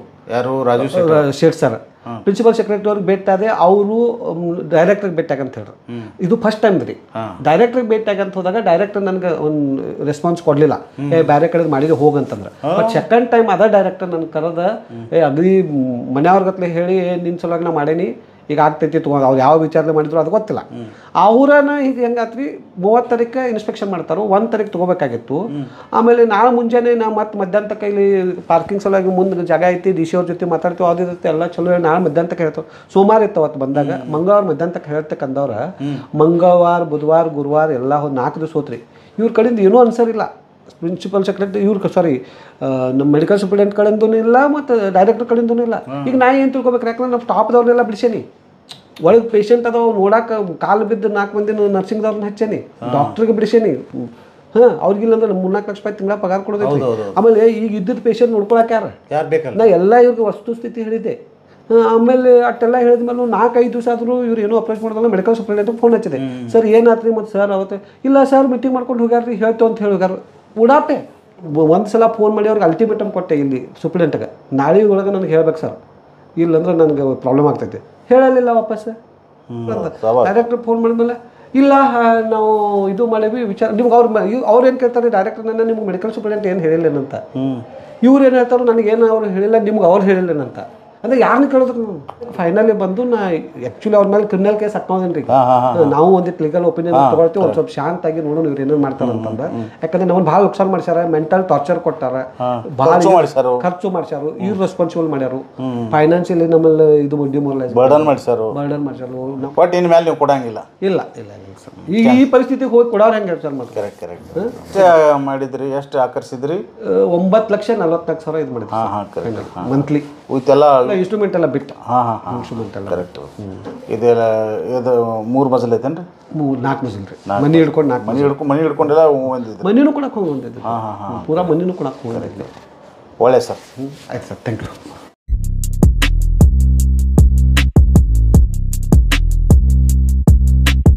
ನಮಸ್ಕಾರ ಸರ್. ನಮಸ್ತೆ ಸರ್, ಯುಮಾ ಆಸ್ಪತ್ರೆ ಬಗ್ಗೆ, ಬಿಲ್ಡಿಂಗ್ ಶಿಫ್ಟ್ ಮಾಡೋ ಬಗ್ಗೆ, ಬಿಲ್ಡಿಂಗ್ ಹೊಸ ಕಟ್ಟಡ ಕಟ್ಟೋ ಬಗ್ಗೆ ಈಗ ಸಾಕಷ್ಟು ಚರ್ಚೆ ಪೇಪರ್ದಾಗ ನಡೀತಾ ಇದೆ ಸರ್. ಹೌದು. ಈ ಬಗ್ಗೆ ಏನು ಹೇಳಕ್ಕೆ ಇಷ್ಟಪಡ್ತೀರಿ ಸರ್ ನೀವು? ಇಲ್ಲ ಸರ್, ಈಗ ಈ ನಮ್ಮ ಆಸ್ಪತ್ರೆ ಟೋಟಲ್ IP ಹೋಲ್ಡರ್ಸು ಬೆಳಗಾಂ ಜಿಲ್ಲೆದ್ದು 3.48 ಲ್ಯಾಕ್ಸ್ ಇದ್ದಾರೆ ಸರ್ ಇಲ್ಲಿ. ಅಂದ್ರೆ ಟೋಟಲ್ ಕಾರ್ಡ್ಸು ನಮ್ಮದು ಕಾರಾವಿ ಆಸ್ಪತ್ರೆ ಬೆಳಗಾವಿ ಅಶೋಕ್ನಗರ ಒಂದು, ಇದ್ರಿಗೆ 8 ಅಟ್ಯಾಚ್ ಡಿಸ್ಪೆನ್ಸರಿ ಇದೆ ಸರ್ ನಮ್ಮಲ್ಲಿ. ಹಾಂ ಸರ್. ಅಲ್ಲಿಂದ ಎಲ್ಲ ಪೇಷಂಟ್ಗಳು ಇಲ್ಲೇ ಶಿಫ್ಟ್ ಆಗ್ತಿರ್ತದೆ. ಅಲ್ಲಿಂದ ರೆಫರ್ ಆದರೆ ಇಲ್ಲೇ ನಮ್ಮದು ಮೇನ್ ಹಾಸ್ಪಿಟ್ಲ್ ಇದೆ, ಸೆಕೆಂಡ್ರಿ ಕೇರ್ಗೆ. ಜಿಲ್ಲಾದಾಗಿಂದ ಮೇನ್ ಆಸ್ಪತ್ರೆ ಸರ್? ಹೌದು. ಇಲ್ಲೆಲ್ಲ ಫೆಸಿಲಿಟಿ ಐತೇನು ಸರ್? ಎಲ್ಲ ಅಂದರೆ ಈಗ ನಮ್ಮಲ್ಲಿ ಸ್ಪೆಷಲಿಸ್ಟ್ ಇಲ್ಲ ಸರ್ ಮೇನ್ ಅಂದರೆ, ಉಳಿದಿದ್ದು ಲ್ಯಾಬು ಮತ್ತು ಎಕ್ಸ್ರೇ ಆಮೇಲೆ ECG ಎಲ್ಲ ನಾವು ಮಾಡ್ತಿದ್ದೀವಿ ಸರ್ ಇಲ್ಲಿ. ಸರ್ ನಿಮ್ಮ ವೈದ್ಯರ ಸ್ಟ್ರೆಂತ್ ಎಷ್ಟು ಇಲ್ಲಿದೆ ಇರಬೇಕಾದಂಥದ್ದು? ವೈದ್ಯರು ಟೋಟಲ್ ನಮ್ಮ ಸರ್ 28 ಪೋಸ್ಟ್ ಇದಾವೆ ಸರ್ ಇಲ್ಲಿ. 28 ಪೋಸ್ಟ್? ಹಾಂ ಸರ್, ವೈದ್ಯರು. ಹಾಂ. ಈಗ ಸದ್ಯಕ್ಕೆ ನಾವು 3 ಜನ ಪರ್ಮನೆಂಟ್ ಇದ್ದೀವಿ ಸರ್. 3 ಜನ ಪರ್ಮನೆಂಟ್. ನೀವು ಒಬ್ಬರೇ ಸ್ಪೆಷಲಿಸ್ಟ್ ಸರ್ ಅದರಲ್ಲಿ, ಇಬ್ಬರು IM ಅಂತ ಇನ್ಶೂರೆನ್ಸ್ ಮೆಡಿಕಲ್ ಆಫೀಸರ್ ಅಂತ ಇದೆ ಸರ್. ಅಂದರೆ 25 ಮಂದಿ ವೈದ್ಯರ ಕೊರತೆ ಐತೆ ಸರ್? 25 ಸರ್. 28ರಲ್ಲಿ 3 ಜನ ವರ್ಕಿಂಗ್ ಸದ್ಯಕ್ಕೆ ಮಾಡ್ತಿದ್ದಾರೆ. ಒಬ್ಬರು ಕಾಂಟ್ರಾಕ್ಟ್ ಬೇಸ್ ಒಬ್ಬರು ಇದ್ದಾರೆ, ಒಬ್ಬರು ಇಂಟರ್ನ್ ರೂರಲ್ ಸರ್ವಿಸಿಗೆ ಬಂದಿದೆ ಸರ್. ಅಂದರೆ ಬೆಳಗಾವಿ ದೊಡ್ಡ ಜಿಲ್ಲೆ ಅಲ್ಲ ಸರ್. ನಾವು ಯಾಕೆ ಕೇಳೋದಂದ್ರೆ ಸರ್, ರಾಜ್ಯದಲ್ಲಿ ಬೆಳಗಾವಿ ದೊಡ್ಡ ಜಿಲ್ಲೆ. ಬೆಳಗಾವಿ ದೊಡ್ಡ ಜಿಲ್ಲೆ ಒಳಗೆ ವಿಮಾ ಕಾರ್ಮಿಕರ ಸಂಖ್ಯೆನೂ ಭಾಳ ಜಾಸ್ತಿ ಐತೆ ಸರ್. ಅದಕ್ಕೆ ವೈದ್ಯರು ಇಂಪಾರ್ಟೆಂಟ್ ಐತೆ ಅಂತ, ಅದಕ್ಕೆ ವೈದ್ಯರು ಏನು ಕೊರತೆ ಐತಿ ಅಂತ ಕೇಳಿದೆ ಸರ್. ಈ ಬಗ್ಗೆ ನೀವು ಸರ್ಕಾರದ ಗಮನ ಸೆಳೆದಿಲ್ಲೇನು ಸರ್? ಸೆಳೆದಿವಿ ಸರ್. ಲಾಸ್ಟ್ ಟೈಮ್ ಆಡಿಟ್ನಾಗೂ ಬಂದಿತ್ತು ಸರ್ ಅದು ಕ್ವಶನ್ ನಮಗೆ. ಆಮೇಲೆ ಸೆಷನ್ ಟೈಮಲ್ಲಿನೂ ಒಟ್ಟು ಇದನ್ನು ಇಮಿಡಿಯೇಟಾಗಿ ಇತ್ಯರ್ಥ ಮಾಡ್ಬೇಕಂತೇಳಿ ನಮ್ಮ ಡೈರೆಕ್ಟರ್ ಸರ್ ಮತ್ತು ಸೆಕ್ರೆಟರಿ ಸರ್ ಡಿಸೈಡ್ ಮಾಡಿದ್ದಾರೆ ಸರ್. ಈಗ ಅದನ್ನೇ ಕಾರ್ಯಗತವಾಗಿದ್ದಾರೆ. ಹೌದು ಸರ್. ಇದು MP ಸಾಹೇಬರು ಈರಣ್ಣ ಕಡಾಡಿ ಅವರು ಸೆಂಟ್ರಲ್ ಗೌರ್ಮೆಂಟಿಂದ 153 ಕೋಟಿನೂ ಸ್ಯಾಂಕ್ಷನ್ ಮಾಡ್ಸ್ಯಾರ ಅಂತ ಕೇಳ್ಪಟ್ಟಾರೆ ನಾವು. ಮತ್ತು ಅದನ್ನು 2 ವರ್ಷದ ಹೋರಾಟ ಮಾಡ್ತಾ ಇದ್ದಾರಂತ ಕಟ್ಸ್ಲಿಕ್ಕೆ. ಮತ್ತು ನೀವು ಚೇಂಜ್ ಮಾಡುವಾರಲ್ರಿ, ಏನು ಸರ್ಕಾರ ಏನು ಹೇಳ್ತದ್ರಿ ಅದಕ್ಕೆ? ಅದೇ ಸರ್, ಈಗ ಮೊನ್ನೆ ಆರ್ಡರ್ ಬಂದಿದೆ ಸರ್ ಗೌರ್ಮೆಂಟಿಂದ ನಮಗೆ. ಯಮನಾಪುರ ಡಿಸ್ಪೆನ್ಸರಿ ಶಿಫ್ಟ್ ಆಗಿಬಿಟ್ಟು 29ನೇ ತಾರೀಕಿಗೆ ಬಂದಿತ್ತು ಸರ್ ಅದು. ಎಲ್ಲ ಸಿಬ್ಬಂದಿಗಳು ಬೇರೆ ಬೇರೆ ದಾಂಡೇಲಿ ಆಸ್ಪತ್ರೆಗೆ ಮತ್ತು ಹುಬ್ಬಳ್ಳಿ ಆಸ್ಪತ್ರೆಗೆ ಶಿಫ್ಟ್ ಮಾಡಿದರು. ಆಮೇಲೆ ಕೆಲವು ಮಂದಿ ಲೋಕಲ್ ಅರೇಂಜ್ ಆಗೋರೆಲ್ಲ ಡಿಸ್ಪೆನ್ಸರಿ ಶಿಫ್ಟ್ ಮಾಡಿ ಆಗಿತ್ತು ಸರ್ ಅದು. ಆಮೇಲೆ ಮತ್ತು ಅದಕ್ಕೆ ತಡೆ ಆದೇಶ ಬಂದಿದೆ ಸರ್ ಈಗ 6ನೇ ತಾರೀಕಿಗೆ. ಅಂದ್ರೆ ಶಿಫ್ಟ್ ಏನು ಹಂಚಿಕೆ ಆಗಿತ್ತು ಅದು ತಾತ್ಕಾಲಿಕವಾಗಿ ಇಲ್ಲೇ ಮುಂದುವರ್ಸ್ರಿ, ಮುಂದಿನ ಆದೇಶವರೆಗೆ ಬಾಡಿಗೆ ಕಟ್ಟಡ ನೋಡುವವರೆಗೆ ಅಂತ ಹಿಂಗೆ ಆರ್ಡರ್ ಕೊಟ್ಟಿದ್ದಾರೆ ಸರ್ ಅದನ್ನು. ಅಂದರೆ ಈಗ ಇಂಡೋರ್ ಪೇಷಂಟ್ಗಳಿಗೆ ನೀವು ಅಡ್ಮಿಟ್ ಮಾಡ್ಕೊಳ್ಳುವಂತಿಲ್ಲ ಈಗ? ಇಂಡೋರ್ ಇಲ್ಲ ಸರ್, ಬರೀ ಏನು ಡೇ ಕೇರ್ ಸರ್ವಿಸ್ ನಡೀತದೆ ಸರ್ ಇಲ್ಲಿ. ರೆಫರಲ್ ಸರ್ವಿಸು ಮತ್ತು ಕ್ಯಾಶುಯಾಲಿಟಿ ಸರ್ವಿಸು OPD ಹೊರ ವಿಭಾಗ ಅಂತ ಇದೆ ಸರ್. 300ರಿಂದ 350 ಪೇಷಂಟ್ ಬರ್ತಾವೆ ಸರ್ ಡೈಲಿಯಲ್ಲಿ. ಅದರಲ್ಲಿ 50ರಿಂದ 60 ಜನ ನಾವು ಟೈಪ್ ಹಾಸ್ಪಿಟಲ್ ರೆಫರ್ ಮಾಡ್ತೀವಿ. ಉಳಿದಿದ್ದು ಆಲ್ಮೋಸ್ಟ್ 250ರಿಂದ 300 ಜನ ಟ್ರೀಟ್ಮೆಂಟ್ ಇಲ್ಲೇ ಕೊಡ್ತಾ ಇದೆ ಸರ್ OPD ವಿಭಾಗದಲ್ಲಿ. ಆಮೇಲೆ 10ರಿಂದ 20 ಜನ ಕ್ಯಾಶುಯಾಲಿಟಿ ಸರ್ವಿಸಲ್ಲಿ ಎಮರ್ಜೆನ್ಸಿ ವಿಭಾಗದಲ್ಲಿ ಡ್ರೆಸ್ಸಿಂಗು, ಸ್ವಿಚರ್ ರಿಮೂವಲ್ಲು, ಇಮಿಡಿಯೇಟಾಗಿ ಏನು ಮಾಡೋದು ಫಸ್ಟ್ ಏಡು ಎಲ್ಲ ಮಾಡ್ತೀವಿ ಸರ್ ನಾವಿಲ್ಲಿ. ಆಮೇಲೆ ಇಂಜೆಕ್ಷನ್ಸ್ ಯಾವ್ದು ಬೇಕಾ ಡೇ ಕೇರ್ ಬೆಳಿಗ್ಗೆ ಅಡ್ಮಿಟ್ ಮಾಡ್ತೀವಿ, ನಮ್ಮ ಜೊತೆಗೆ ಸಾಯಂಕಾಲ 4-5 ಗಂಟೆಗೆ ಡಿಸ್ಚಾರ್ಜ್ ಮಾಡ್ತೀವಿ ಸರ್. ಕೆಲವೊಂದು ಪೇಷಂಟ್ ಯಾರು ಟೈಪ್ ಹಾಸ್ಪಿಟಲ್ ಹೋಗಿ ಬರೋಂಗೆ ನಾವು ಇಲ್ಲೇ ಟ್ರೀಟ್ಮೆಂಟ್ ತೊಗೋತೀವಿ ಅಂದವ್ರಿಗೆ ಬೆಳಿಗ್ಗೆ ಅಡ್ಮಿಟ್ ಮಾಡಿ ಟ್ರೀಟ್ಮೆಂಟ್ ಕೊಟ್ಟು ಸಾಯಂಕಾಲ ಡಿಸ್ಚಾರ್ಜ್ ಮಾಡ್ತೀವಿ, ಕಳಿಸ್ತೀವಿ ಸರ್. ಅದು ಸ್ಪಂದನ ಆಸ್ಪತ್ರೆಗೆ ನಾವು ನೀವು ಶಿಫ್ಟ್ ಮಾಡ್ಬೇಕಂತ ವಿಚಾರ ಮಾಡಿದ್ರಿ, ಸದ್ಯಕ್ಕೆ ಅದು ಕ್ಯಾನ್ಸಲ್ ಆಗೈತಿ ಅನ್ನುವಂಥದ್ದು. ಈಗ ಹೊಸ ಬಿಲ್ಡಿಂಗ್ಗಳು ಯಾವ ನೋಡತ್ತೀರಿ ಸರ್, ನೋಡಿದಿರಿ ಸರ್ ಈಗ ಅದಾದ್ಮೇಲೆ ಮತ್ತು 3 ಬಿಲ್ಡಿಂಗ್ ನಾನು ಮೊನ್ನೆ ಸೆಷನ್ ಟೈಮಲ್ಲಿ ಸೆಕ್ರೆಟರಿ ಸರ್ಗೆ ಒಂದು 2-3 ಪ್ರಪೋಸಲ್ ಬಂದಿತ್ತು ಸರ್. ಡೈರೆಕ್ಟರ್ ಸರ್ಕಾರ ಲೆವೆಲಲ್ಲೇ ಪ್ರಪೋಸಲ್ ಕಳಿಸಿದ್ರು. ಅದು ಒಂದು ನನಗೆ ಡೈರೆಕ್ಟರ್ ಸರ್ ಒಂದು ಇನ್ಫಾರ್ಮ್ ಮಾಡಿದ್ರು, ಲೈಕ್ ಸೂಚನೆ ಕೊಟ್ಟರು ಸುರಕ್ಷಾ ಹಾಸ್ಪಿಟಲ್ ವಿಸಿಟ್ ಮಾಡಿರಿ ಅಂತೇಳಿ. ಸುರಕ್ಷಾ ಒಂದು ಅಜಮ್ ನಗರ್ನಾಗ ಒಂದು ಹಾಸ್ಪಿಟ್ಲ್ ಇದೆ ಸರ್, ಅವ್ರು ಒಂದೆರಡು. ಆಮೇಲೆ ಇನ್ನೊಂದು ಗಣೇಶ್ಪುರದಲ್ಲಿ ಆಯುರ್ವೇದಿಕ್ ಕಾಲೇಜ್ ಒಂದಿದೆ ಸರ್. ಅದು 3 ಕಾಲೇಜ್ ಅಂದರೆ ಆಯುರ್ವೇದಿಕ್ ಬಿಲ್ಡಿಂಗ್ 3 ಅದರಲ್ಲಿ 2 ವಿಸಿಟ್ ಮಾಡಿ ಮನೆ ಸೆಷನ್ ಟೈಮಲ್ಲಿ ನಮ್ಮ ಡೈರೆಕ್ಟರ್ ತೊಗೊಂಬಂದಿವಿ ಸರ್. ಅದು ಸರ್ಕಾರ ಮುಂದೆ ಪ್ರಪೋಸಲ್ ಇದೆ. ಯಾವ್ದು ನಿಮ್ಗೆ ಸರಿ ಅನಿಸ್ತೈತಿ ಅದ್ರ ಅಷ್ಟರೊಳಗೆ? ಅಲ್ಲ ಸರ್, 3 ಫಿಟ್ ಅದಾವೆ ಸರ್ ಈಗ. ಬಟ್ ಏನಾಗಿದೆ ಸರ್, ಈಗ ಮೊನ್ನೆ 24ನೇ ತಾರೀಕು 21ನೇ ತಾರೀಕು ಸೆಂಟ್ರಲ್ ಗೌರ್ಮೆಂಟ್ ಇದು 24ನೇ ತಾರೀಕು ಮೀಟಿಂಗಲ್ಲಿ ESIC ಅವ್ರ ಡಿಪಾರ್ಟ್ಮೆಂಟಲ್ಲಿ ಯಾವುದೇ ಪ್ರೊವಿಷನ್ ಇಲ್ಲ ಅಂತ ಕೊಟ್ಟಿದ್ದಾರೆ ಸರ್ ರೆಂಟಲ್ ಕೊಡೋಕ್ಕೆ. ಅಂದರೆ ರೆಂಟೆಡ್ ಬಿಲ್ಡಿಂಗಿಗೆ ಹೋಗೋಕ್ಕೆ ಸೆಂಟ್ರಲ್ ಗೌರ್ಮೆಂಟ್ನಾಗ ಪ್ರೊವಿಷನ್ ಇಲ್ಲ. ಸೊ ಅದೀಗ ಅದನ್ನ ಯಾವ ರೀತಿ ಮುಂದುವರಿಸ್ಬೇಕಂತ ಅದನ್ನು ಸ್ಟೇಟ್ ಗೌರ್ಮೆಂಟ್ ಏನು ಹೇಳ್ತದೆ ಸರ್ ಅದಕ್ಕೆ? ಅದನ್ನೇ ಅವರೇ ಅದು ವಿಚಾರ ಮಾಡ್ತಿದ್ದಾರೆ ಸರ್, ಯಾವ ರೀತಿ ಮುಂದೆ ಅವರು ಸೆಂಟ್ರಲಿಂದ ಪ್ರೊವಿಷನ್ ಇಲ್ಲ, ಡಿಸ್ಪೆನ್ಸರಿಗೆಲ್ಲ ಕೊಡಲಿಕ್ಕೆ ಅವಕಾಶ ಇದೆ. ಹಾಸ್ಪಿಟ್ಲ್ ನಾವು ರೆಂಟ್ ಬಿಲ್ಡಿಂಗ್ ಶಿಫ್ಟ್ ಆದರೆ ಅಂತ ಹೇಳ್ಬಿಟ್ಟು ಒಂದು ಲೆಟರ್ ಕಳಿಸಿದ್ದಾರೆ ಸರ್ ಅವ್ರು ನಮ್ಮ ಡೈರೆಕ್ಟರ್ ಸರ್ಗೆ. ಮೊನ್ನೆ ನಂಗೆ ತೋರಿಸಿದ್ರು ಅದನ್ನು. ಸೊ ಅದನ್ನು ಡಿಸ್ಕಷನ್ ಇಡ್ತಾಯಿದೆ ಸರ್, ಈಗ ಯಾವ ರೀತಿ ಅದನ್ನು ಬಾಡಿಗೆ ತೊಗೊಂಡ್ರೆ ಯಾವ ರೀತಿ ಮಾಡಬೇಕು ಅಥವಾ ಏನು ಮಾಡಬೇಕು ಅಂತ ಸರ್ಕಾರ ಹಂತಲ್ಲಿ ಡಿಸಿಷನ್ ಇದೆ ಸರ್. ಈಗ ಒಂದು ಎಲ್ಲೋ ಯಮನಾಪುರದಾಗ ನಿಮ್ಮದೊಂದು ESI ಆಸ್ಪತ್ರೆ ಐತೆ ಅಂತಾರಲ್ಲ, ಅಲ್ಲಿ ಕರಾವಳಿ ಚಿಕಿತ್ಸಾಲಯ ಯಮನಾಪುರ ಇದೆ ಸರ್. ನಮ್ಮದು ESIC ಇದೆ ಬಿಲ್ಡಿಂಗ್ ಇದೆ, ಮೇಲೆ ಬ್ರಾಂಚ್ ಆಫೀಸ್ ಇದೆ ಸರ್, ಕೆಳಗಡೆ ನಾವು ಡಿಸ್ಪೆನ್ಸರಿ ಇದೆ. ಈಗ ಮೊನ್ನೆ ತಾತ್ಕಾಲಿಕವಾಗಿ ಅಲ್ಲೇ ಶಿಫ್ಟ್ ಮಾಡೋಕೆ ನಮ್ಗೆ ಎಲ್ಲರೂ ಡಾಕ್ಟರ್ ಇದ್ದೀವಿ ಸರ್ ಇಲ್ಲಿ. ನಮ್ಮನ್ನು ಅಲ್ಲಿ ಹಾಕಿಬಿಟ್ಟು ಕಚೇರಿ ಆಡಳಿತ ಕಚೇರಿ ಕರಾವಳಿ ಆಸ್ಪತ್ರೆದ ಅಲ್ಲಿ ಶಿಫ್ಟ್ ಮಾಡಿ ಪೇಷಂಟ್ಗಳನ್ನೆಲ್ಲ ಡಿಸ್ಪೆನ್ಸರಿ ಲೆವೆಲಲ್ಲೇ ರೆಫರೆನ್ಸ್ ಕೊಡೋದು ವ್ಯವಸ್ಥೆ ಮಾಡಿದ್ರು ಸರ್. ಅದು ಆರ್ಡ್ರು ಹೆಂಗೆ ಮಾಡಿ ಟ್ರಾನ್ಸ್ಫರ್ ಆರ್ಡ್ರ್ ಮಾಡಿದ್ರು. ಬಟ್ ಅದಕ್ಕೂ ಈಗ ತಡೆ ಆದೇಶ ಬಂದಿದೆ ಸರ್. ಎಲ್ಲದಕ್ಕೂ ಯಥಾಸ್ಥಿತಿ ಇಲ್ಲೇ ಮುಂದುವರಿಲಿ ಅಂತ ಹೊತ್ತಾಗಿ ನಮ್ಗೊಂದು ಡೈರೆಕ್ಟ್ರಿಂದ ಒಂದು ಅಳಿತವತ್ತಾಗಿ ಮುಂದಿನ ಆದೇಶವರೆಗೆ ಅಂತೇಳಿ ತಾತ್ಕಾಲಿಕ ಅಂತ ಕೊಟ್ಟಿದ್ದಾರೆ ಸರ್. ಅದು ಬಿಲ್ಡಿಂಗ್ ಎಲ್ಲ ಒಂದು ನಿಮ್ದೆಲ್ಲ ಇದಾಗೈತಲ್ಲ ಸರ್, ಇದೆಲ್ಲ ಹೋಗೈತಿ. ಅದೇ ಸರ್, ಈಗ ಅದನ್ನೇ ಅನ್ಫಿಟ್ ಐತೆ ಅಂತೇಳಿ ಆಲ್ರೆಡಿ ಸರ್ಟಿಫೈಡ್ ಆಗೈತಿ. ಆದಷ್ಟು ಬೇಗ ಶಿಫ್ಟ್ ಆಗ್ಬೇಕು ಸರ್ ನಾವು ಅಷ್ಟು. ನಿಮ್ಮ ಡೈರೆಕ್ಟರ್ ಏನು ಹೇಳ್ತಾರೆ ರೀ? ಅದೇ ಸರ್, ಆದಷ್ಟು ಬೇಗ ಶಿಫ್ಟ್ ಮಾಡಿಸ್ಕೊಡ್ತೀವಿ. ಇಲ್ಲ ಈಗ 2 ಆಪ್ಷನ್ ಸರ್, ಒಂದು ಬಿಲ್ಡಿಂಗ್ ಶಿಫ್ಟ್ ಆಗಬೇಕು, ಇಲ್ಲ ಎಲ್ಲರೂ ಬೇರೆ ಕಡೆ ಶಫಲ್ ಮಾಡಿ ಡಿಸ್ಪೆನ್ಸರಿ ಹಂತಲ್ಲೇ ಟ್ರೀಟ್ಮೆಂಟ್ ಕೊಡಿಸ್ಬೇಕು. ಅಂದರೆ ನೀವು ಬಾಡಿಗೆ ಹೋಗೋ ಚಾನ್ಸ್ ಇಲ್ಲ ಇನ್ನು? ಇಲ್ಲ ಸರ್, ಅದನ್ನೇ ಅವ್ರು ಗೌರ್ಮೆಂಟ್ ಡಿಸೈಡ್ ಮಾಡ್ತಾರೆ ಸರ್. ಈಗ ಹಿಂಗೆ ಅವರು ಸರ್ಕಾರ ಡಿಸೈಡ್ ಮಾಡ್ಬೇಕು ಸರ್. ರಾಜ್ಯ ಸರ್ಕಾರ ಡಿಸೈಡ್ ರಾಜ್ಯ ಸರ್ಕಾರ ಡಿಸೈಡ್ ಅಂದರೆ ಬೇರೆ ಕಡೆ ಬಾಡಿಗೆ ಕೊಡುವ ರೆಂಟ್ ಕೊಡುವ ಪ್ರಯೋಜನ ಇಲ್ಲ ಅಂದ ಕೂಡಲೇ ಹೆಂಗೆ ಹೋಗ್ತಾರೆ ಸರ್? ESICದಾಗ ಪ್ರೊವಿಷನ್ ಇಲ್ಲ ಅಂತ ಕೊಟ್ಟಿದ್ದಾರೆ ಸರ್. ಅದು ಸ್ಟೇಟ್ ಗೌರ್ಮೆಂಟ್ ಸರ್ಕಾರ ಕೊಡ್ಬೋದು ಅಂತ ಮನಸ್ಸು ಮಾಡ್ರು ಆಗ್ಬೋದನ್ರಿ? ಹಾಂ ಸರ್, ಮಾಡ್ಬೋದು. ಇದನ್ನ ಗಮನ ಸೆಳೆದಾರೆ ನೀವು ಸಂಬಂಧಪಟ್ಟ ಶಾಸಕರಿಗೆ, ಸಚಿವರಿಗೆ? ಶಾಸಕರು ಅವರು ಆ್ಯಕ್ಚುಲಿ ಅವ್ರು ರಿಕ್ವೆಸ್ಟ್ ಮಾಡಿ ಅವ್ರದ್ದು ಶಾಸಕರು ಮೊನ್ನೆ ಅದೇ ಕೇಳಿದ್ರು ಸರ್, ನೀವೆಲ್ಲ ಸಡನ್ನಾಗಿ ಬಂದ್ ಮಾಡಿದ್ರೆ ಇಲ್ಲಿ ಲೋಕಲ್ ಮಂದಿಗೆಲ್ಲ ತೊಂದರೆ ಆಗ್ತೈತಿ, ನೀವು ಎಲ್ಲೇ ಆಲ್ಟರ್ನೇಟ್ ಅರೇಂಜ್ಮೆಂಟ್ ಸ್ಟಾರ್ಟ್ ಮಾಡಿ ಕ್ಲೋಸ್ ಮಾಡಿರಿ. ಒಮ್ಮೆ ನೀವು ಕ್ಲೋಸ್ ಮಾಡಿ ಡಿಸ್ಪೆನ್ಸರಿಗೆ ಹೋಗಂದ್ರೆ 300 ಮಂದಿ ಬರ್ತಾರೆ ಇಲ್ಲಿ, ಅವರೆಲ್ಲ ಬಂದು ನಮ್ಮಲ್ಲಿ ಸ್ಟ್ರೈಕ್ ಮಾಡಕತ್ತಾರ ಅಂತ ಹೇಳ್ಬಿಟ್ಟು ಶಾಸಕರು ಹೆಂಗಾರ ಮಾಡಿ ಬಿಲ್ಡಿಂಗ್ ಪ್ರಾವಿಷನ್ ಮಾಡಿ ಶಿಫ್ಟ್ ಮಾಡಿ ಅದು ನಾನು ಮುಂದಿಟ್ಟು ಮಾಡಿಸ್ತೀನಿ ಅಂತ ಹೇಳಿದ್ದಾರೆ ಸರ್. ಹೇಳಿದ್ದಾರೆ ಸರ್? ಹಾಂ ಸರ್. ಅಂದ್ರೆ ಆದಷ್ಟು ಬೇಗ ಶಿಫ್ಟ್ ಮಾಡವ್ರದ್ರಿ? ಹೌದು ಸರ್. ಬಿಲ್ಡಿಂಗ್ ಸೂಕ್ತವಾಗಿ ಹುಡುಕಾಡಕತ್ತೀರಿ? ಅದೇ ಸರ್. ಈಗ 2 ಅಂತೆ ನಿಮ್ಮ ಕಣ್ಣು ಎದುರಾಗದಾವು. 3 ಬಿಲ್ಡಿಂಗ್ ತೋರಿಸಿದ್ವಿ ಸರ್. ಈಗ 3 ಬಿಲ್ಡಿಂಗಲ್ಲಿ ಯಾವ್ದು ಮಾಡ್ತೀರಿ? ಮತ್ತೀಗ ಮತ್ತೆ ಅವರ ಬಿಲ್ಡಿಂಗ್ ಬಂದರೆ ದೂರ ಸರ್? ಇಲ್ಲ ಆ ಬಿಲ್ಡಿಂಗ್ಗಳು ಎಲ್ಲಿದಾವೆ ಸರ್? ಇದೆ ಸರ್. ಇವೊಂದು 2 ಸೆಂಟರ್ ಆಫ್ ಸಿಟಿ, ಒಂದು ಗೋವಾಯ್ ಸರ್ಕಲ್ನಾಗಿದೆ ಸರ್ ಸುರಕ್ಷಾ ಹಾಸ್ಪಿಟ್ಲ್ ಅಂತೇಳಿ.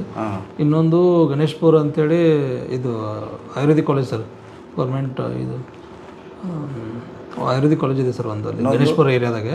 ಇನ್ನೊಂದು ಅಜಮ್ ನಗರ್ನಾಗಿದೆ ಸರ್. ಅಜಮ್ ನಗರದಾಗ ಇದೆ ಈ ಆಸ್ಪತ್ರೆ. 3 ಆಸ್ಪತ್ರೆಗಳು ಬಸ್ ಸ್ಟ್ಯಾಂಡಿಂದ ನಿಯರ್ ಬೈ ಡಿಸ್ಟೆನ್ಸ್ ಇದೆ ಸರ್. ಪೇಷಂಟ್ಗೆಲ್ಲ ಬಸ್ ಫೆಸಿಲಿಟಿ ಇರುವಂಥ ಜಾಗದಲ್ಲೇ ಇದ್ದಾವೆ. ಹಂಗೆ ಯಾರೋ ಬಿಲ್ಡಿಂಗ್ ಬಂದರೆ ಮತ್ತೆ ನಾವು ಗೌರ್ಮೆಂಟ್ ಗಮನಕ್ಕೆ ತರ್ತೀವಿ ಸರ್.